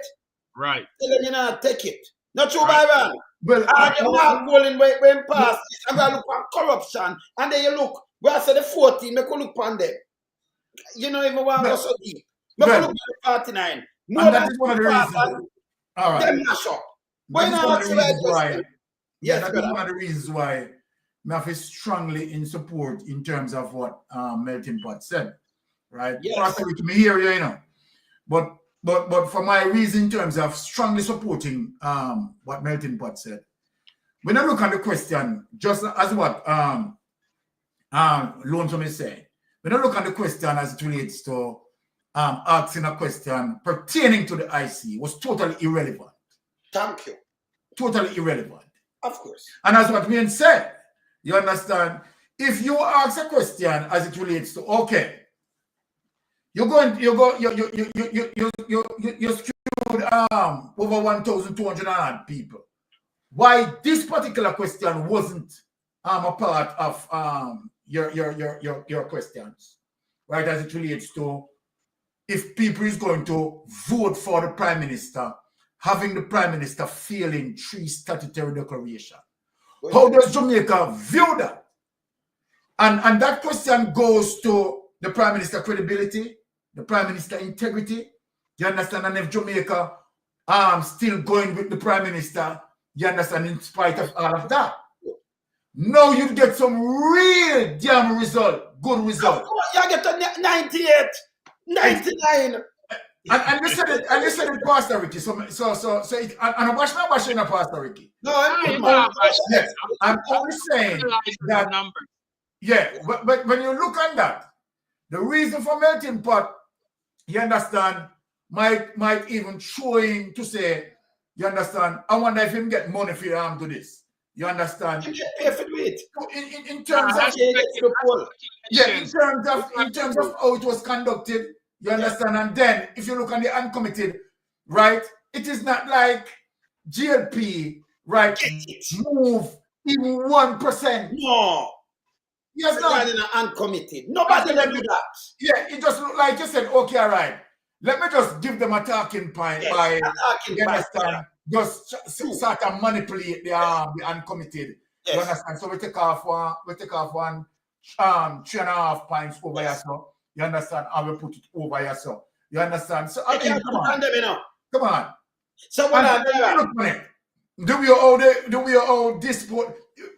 I don't want it to look like several years ago now. True, Dan Anderson. Come on, you understand? We have bashed Dan Anderson. No, well, it is the questions that were asked that was totally irrelevant as it relates to the IC. You understand? More questions. You can't see a situation like this. And you don't ask question, brother.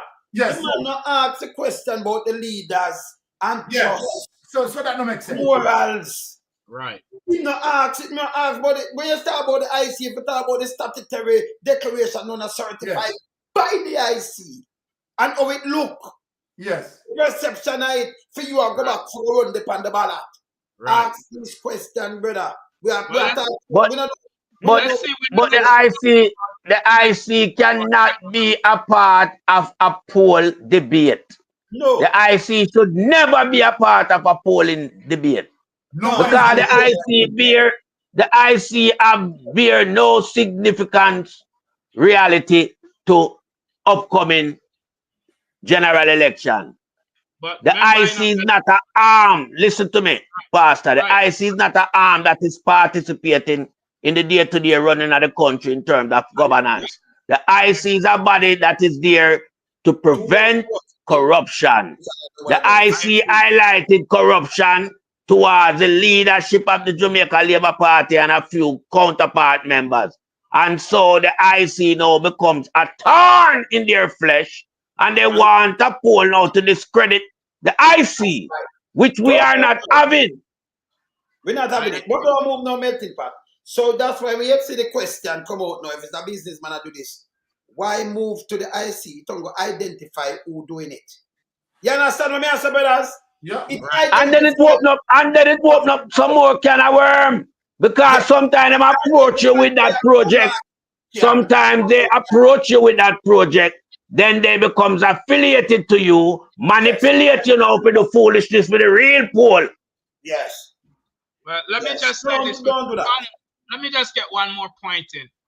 Don Anderson was ravished, discredited by the Jamaica Labour Party all of last year, 2024, because the polls, the first poll was 5 points ahead, the second poll was 9 points ahead, and they shred him to pieces.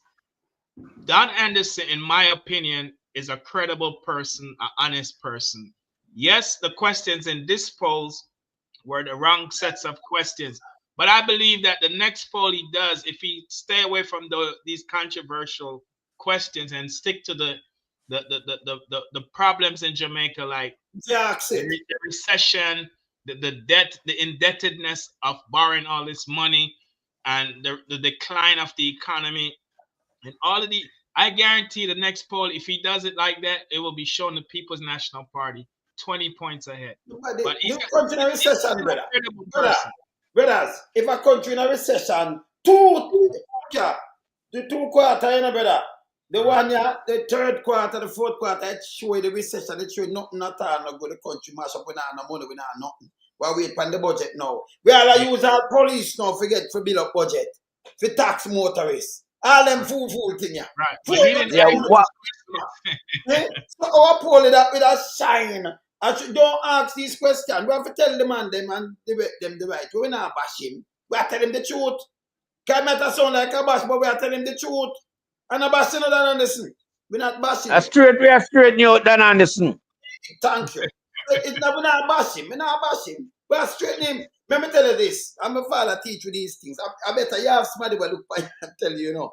And it might sound like more than them going to kill your back. I mean, I like them people there, you know. So then the sister go on so now we knock you. Pastor, we keep prayer for you when we don't knock you.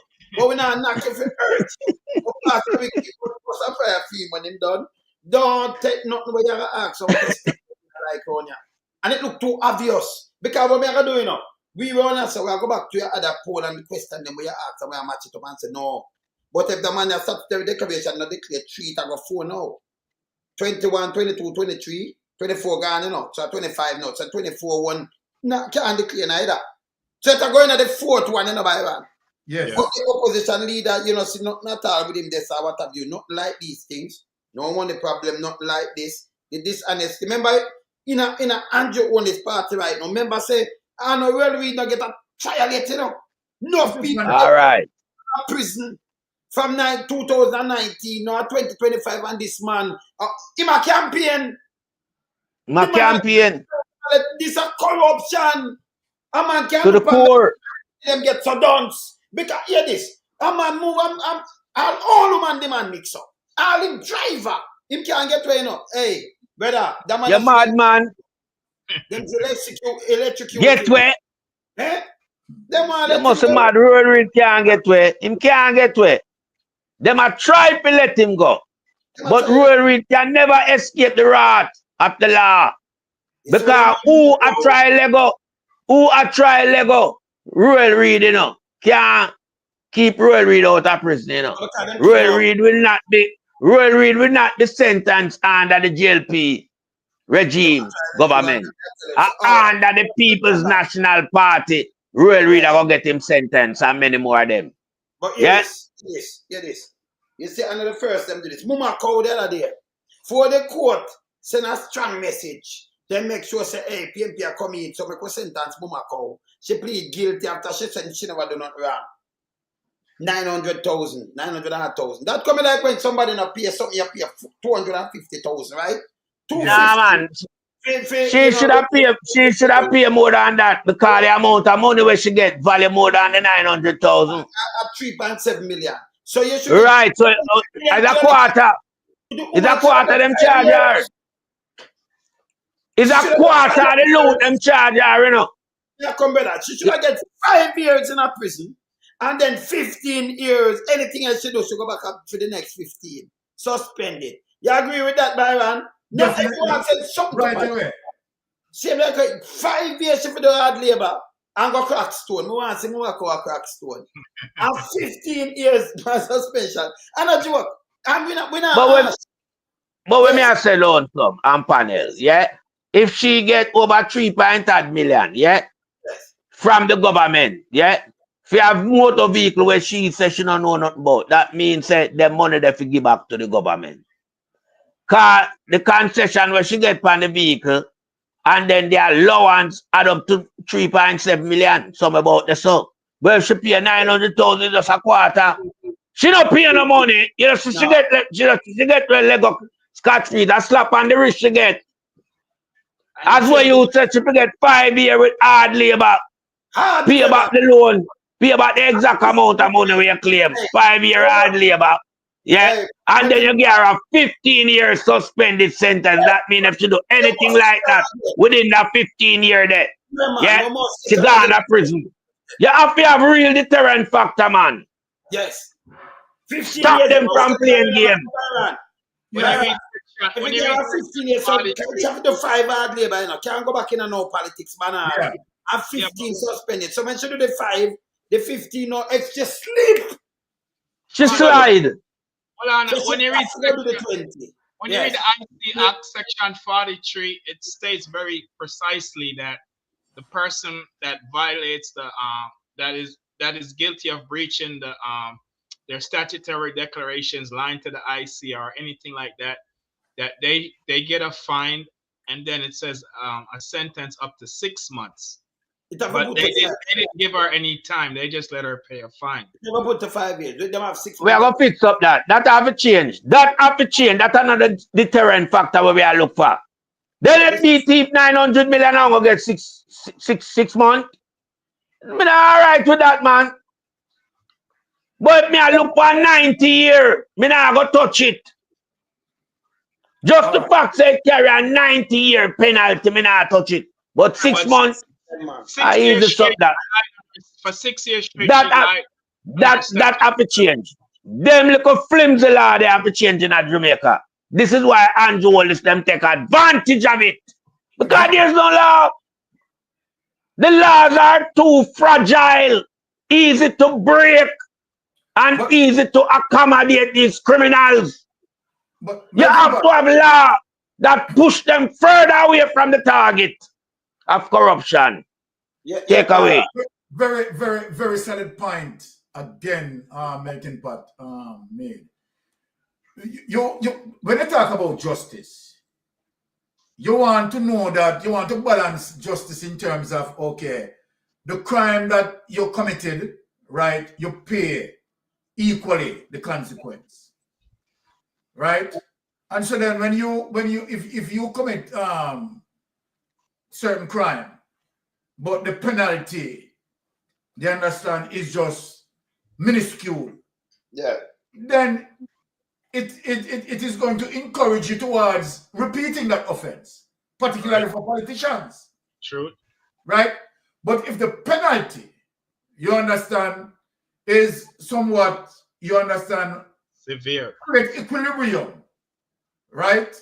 Where the crime fits the punishment or the punishment fits the crime, then what will happen is that it will definitely, you understand, create a fear away from doing the crime. But if the punishment doesn't fit the crime, right? Particularly when you have politicians that may misappropriate billions of dollars. And in perfect example, you talk about Dalrymple case. Dalrymple may not have stolen billions of dollars, but the amount that Dalrymple had stolen, right, as opposed to the penalty that she had gotten. Number one, as a public servant, right, the court system should make example of you. Of course.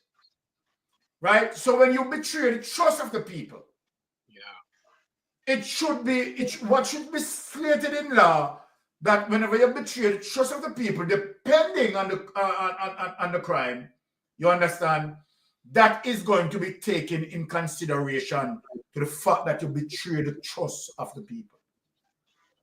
Now, you can have a situation as it relates to then, argument's sake, right, we have a rural read situation. Let us talk about a rural read situation. Because the situation as it relates to rural read, remember that the DPP can't save rural read again now. Because it's out of the DPP and rural read situation is in court, is in the judiciary. Right. So people must understand where rural read case lies. It is not in a situation in terms of, okay, the DPP consider, you understand, we are considering charges to be laid. Right? Charges are already laid, right? And it is now in the court. So what about the way they go? You know, because she prosecute, because I remember she. But remember now, remember what is there in terms of, right, the prosecution. I mean, she still can play some little monkey depending on how, you understand, she deal with the evidence. And she can't stop things too, you know. Yeah, and the way she deal with the evidence. And that's shadow. That's shadow. But again, it is in the court where the judge have some eyes on it. Right? The judge have some eyes on it in terms of okay, might be understanding the evidence that is up against. You understand this man? You understand? So both judge and lawyers, right, who definitely involved in the case, you understand, will have that situation going. Right? Even although the Constitution state that, okay, all right, Paula Loveland, right, can start a case and she can conclude a case. She has to know she tried.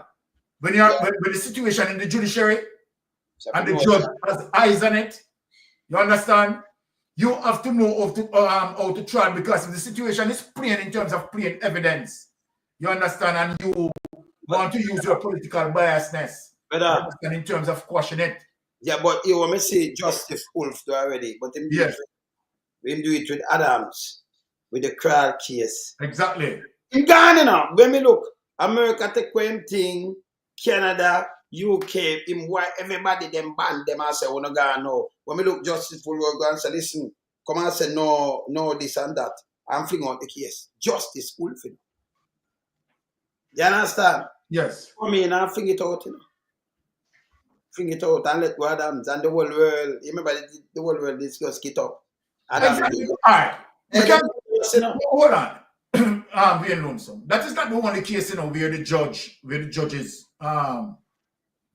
totally partial, you know. Because I'm going to remind you of a case. Yes. When we talk about the Jamaica Labour Party, I know a lot of people forget this case out of their head. If you remember this case that took place in Montego Bay with Carl Roden. You remember the case of Lonesome? Let me see. Okay. Yes. With Roden, when CIA clamped them, you understand, with drugs. Right? He was representing the People's National Party. You understand? He was a member of parliament for the Jamaica Labour Party. Sorry about that. Yeah, member of parliament for the Jamaica Labour Party. Right? And he was caught with drugs.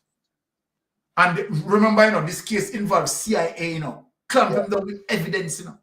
Video evidence, you know. And the judge looked at it, you understand, and said not guilty. That was one of the cases that goes to him destroy, go against Quebec 4. The judge at the time was Quebec 4. Right? That was one of the cases that, you understand, destroyed cable. If you can go back and Google, hold on, let me see if we can find the case and show you, so that people can have an understanding of it. Yes. So you understand? Yes, somebody just send me this again. It's a police a beat up a youth like this, you know, brother. Because them about them and thump him up for nothing, you know. You stop a man like this and you hold him. Or you thump him in the face and I beat him for. You search him car up there. Yeah. And that is And this is the reason why I know the people them make the change. Because the people them tired of them thing, yeah. No, set off film, you know. Watch it. People them tired of them thing, yeah, man. You see, Richard, I do it, you know. Hold on, I'm find it, Ben. See that? Let me send it to you. I can put it up and make the people them see it. Yeah, man. So this is serious. So I'm going to show the people as it relates to the Jamaica Labour Party how a long time them involved in the corruption, you know. Let me send it to you, Ben. Like what? I them members saw them invent corruption, you know, better. Yeah, put it up in the people. Yeah, man. Put it up in the people themselves. Corruption, no two way about. You understand what I say? Yes. The Roden brothers. You understand? And they were strong. You understand? Member of Parliament, right? So we are talking about the corruption of Jamaica Labour Party. Put it up there, Wayne. Let them see. Right away. And then the judge let them go. This involves CIA, you know? They have evidence and everything, you know? So put up the case. We're going to put up the case. See case right in front of you there. What's that come up now? See there? What is subscribe? Them can come up with some foolishness, see? Free.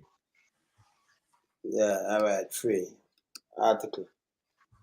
Hold on there. What them to block it? Block it. You could say free. You're not going to no post, no move, no nasty. Alright, let me show them from my phone. Because we're not give them no. So hold on there, Wayne. Everything. Alright. Wayne. Yeah. Hold on there. Let me trick the system. And get it and WhatsApp it to you and put it up. Hold on there, because we want the people to see. I'll show them it. Let me start to trick the system. Alright. Alright, let me show them out from my phone. I could go and read it. I can move this. Yeah.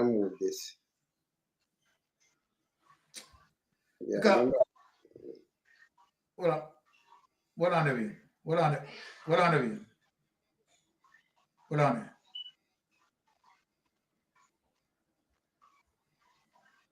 Okay, wait. Hold on. Let me send it from the CIA folder. Alright, yeah, man. Send it back, alright. Hold on. I send it from the CIA. Yeah, a long time. Them go with a bag of things, you know. Long time, you know. Yeah, man. Remember, I saw them administrate for them party, you know.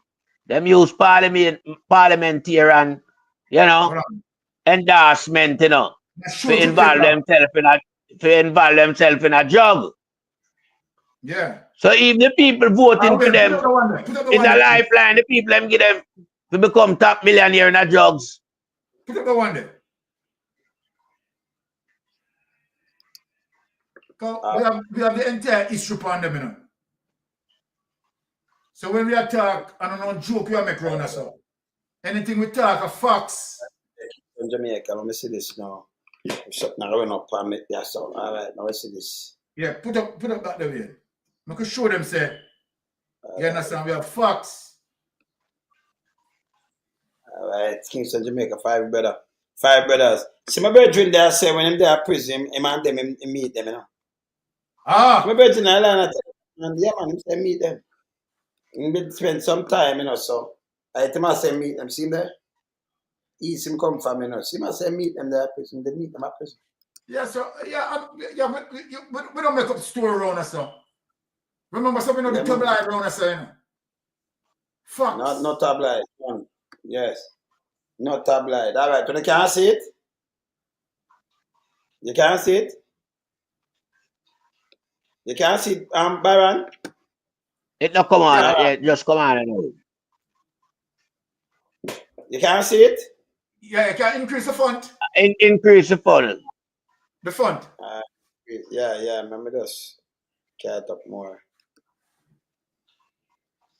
All right. Yeah, man, see there? Kingston, Jamaica, 5 brothers of a member of the Jamaica Parliament were arrested Saturday after narcotics police in the North Coast Resort of Montego Bay seized 700 pounds of cocaine valued at 48 million. All right, Byron, I move. You notice that we at 700 pounds. Now them gone to tons. Yeah. The men charged by the resident magistrate court with possession, trafficking, importing, dealing in cocaine were identified as Henry Holness. Henry Holness and Oscar Errol Roden are businessmen and brothers of parliament. Members of Carl Roden, also commercial pilot. Yeah, I'm a commercial pilot. Police narcotics squad patrolling by helicopter made a surprise raid on an illegal airstrip, Flower Hill District, Montego Bay, where the 5 men were unloading drugs bag from a foreign register plane. Police said, foreign register plane, you know? They are a parliament guy, you know, parliamentarian, you know. The 5 were arrested after the chase, but the airplane took off for an unknown destination. So the plane did get over Iran. Yeah. Yes. So see it, people. See it there? But they were videoed unloading the plane. Evidence. Yeah. And the judge looked on the evidence and said not guilty. Buy out, man. Buy out, you know. Time in people. This is 1985, yeah? This is buy out time. 1985. Edward Siaga around the place. This archive. Eddie Siaga around the place sometime there. This is where we know them practice. You understand? Anytime them there in the office, I be a cocaine full of local island, you know. And be a killing and be a gun and them thing there, you know. And be a money robbing, you know. So when we don't have the whole factual evidence about the Jamaica Labour Party regime, how they operate, the mode of apparatus is to rob, is to kill, is to loot, is to shoot, is to suppress, even the economy. You know, Michael days him tell you, you know, CIA said to make the Jamaica economy squeal. Eh? They not see sound up a leg off of them coattail, man. I be a shit upon them coattail, you know. Them coattail are not coattail for nobody a hold on pan. Them coattail are for dump, man. Remember up to the economy, you know. Them attack. And remember economy I will breathe the life in a people's soul, you know. And it look after you. And even that, so them not give up one iota as to who them try to destroy, as long as it's in their best interest. Yeah, they will work with that. Whatever suit them best, that's what they work with. Them don't care for individual. This is an organization, not for the individual. And if you're not a part of the organization, there is no proceed coming your way. Whether you're labor right or you're PMP, you have to up there in the organization before you get anything you benefit. That's why when Andrew Wallace come telling us, say, I make promises and make commitment. Show me when I commitment them when you get to know. Show me now. And you're garbage, man. That's why they can't talk on each other. They must support one another. Anyway, Pastor Ricky, yes, sir. Half an hour over, I know Byron time now, because I know say I push out on them thing down. You know, me just go, when me get up, I just go mash up some little thing and I just sneak it and just come camera. When me done, me have a voice. Adopt a little youth, if you have a sound man right now, you know. So to me, I go voice myself, yes. Me, you know, yes, so me I go. Then hold on, they look at tire left where you go mash up the swing around. Yeah, me just go mash up a quick thing and right. So when I eat right nature bar from me up on my program from 4 o'clock. Yeah, that nature bar, good thing, nature bar. Hey, a good thing you're putting up, Pastor Ricky, because I be energy you getting up, but you're not punch. Why you punch hard, man? That's what you think. People are saying, boy, we love how you deal with things. So you Pastor Ricky, I just pray for them, man. But no, man. Pastor Ricky, the man, we pray for them, man, because them like a little bit of solitude, you know. Them like when a little one there. You know, look one of them can't say you're the good Samaritan. That's why it go Pastor Ricky. We love you same way. But we're not come out like you know. Yeah, we string the needle. We subtle when we string the needle, man. Yeah, Pastor Ricky, give them a little prayer for the nation and save them from the corrupted government, the please and thanks. Because I'm running about Giving them please and thanks. Yes. Yeah, pray for them, Pastor Ricky. Pray for them, not for Andrew them, you know. Remember them are the evil. So yeah, we pray for protect the country. Pray for protect the people of Jamaica. Yeah. Yes. Okay. Thanks. All right. Let's pray. Father, we thank you for this opportunity and this privilege.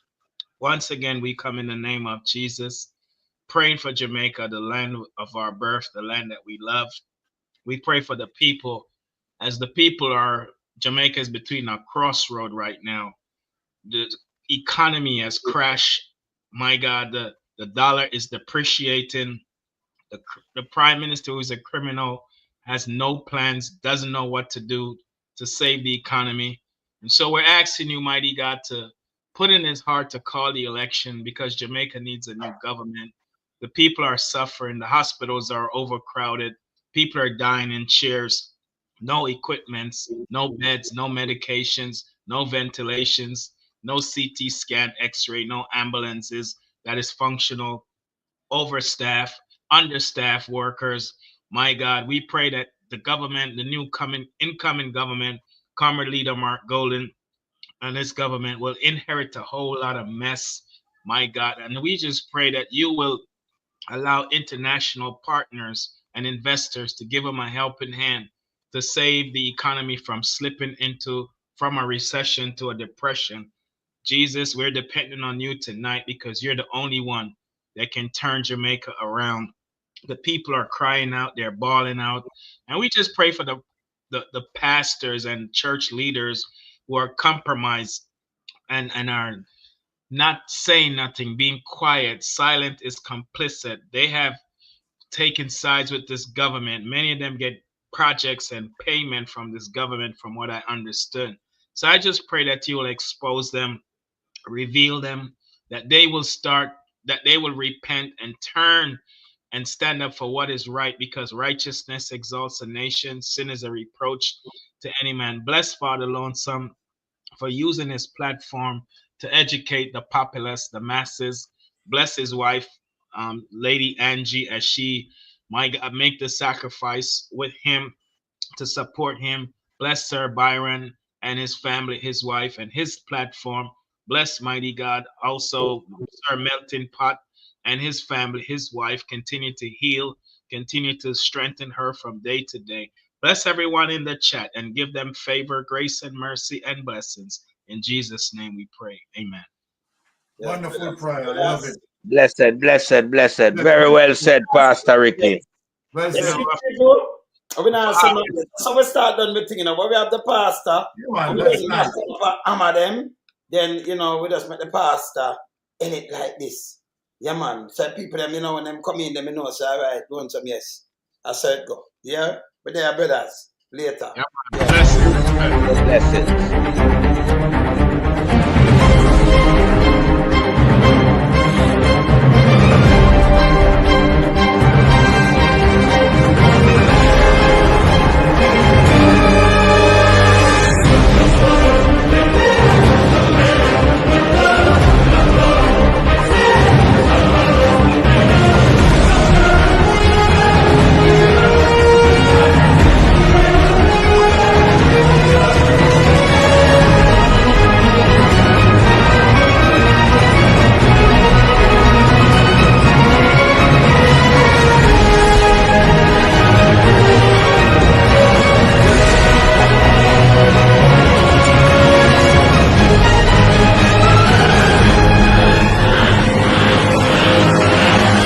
Titans, no two way about it. 1 a.m.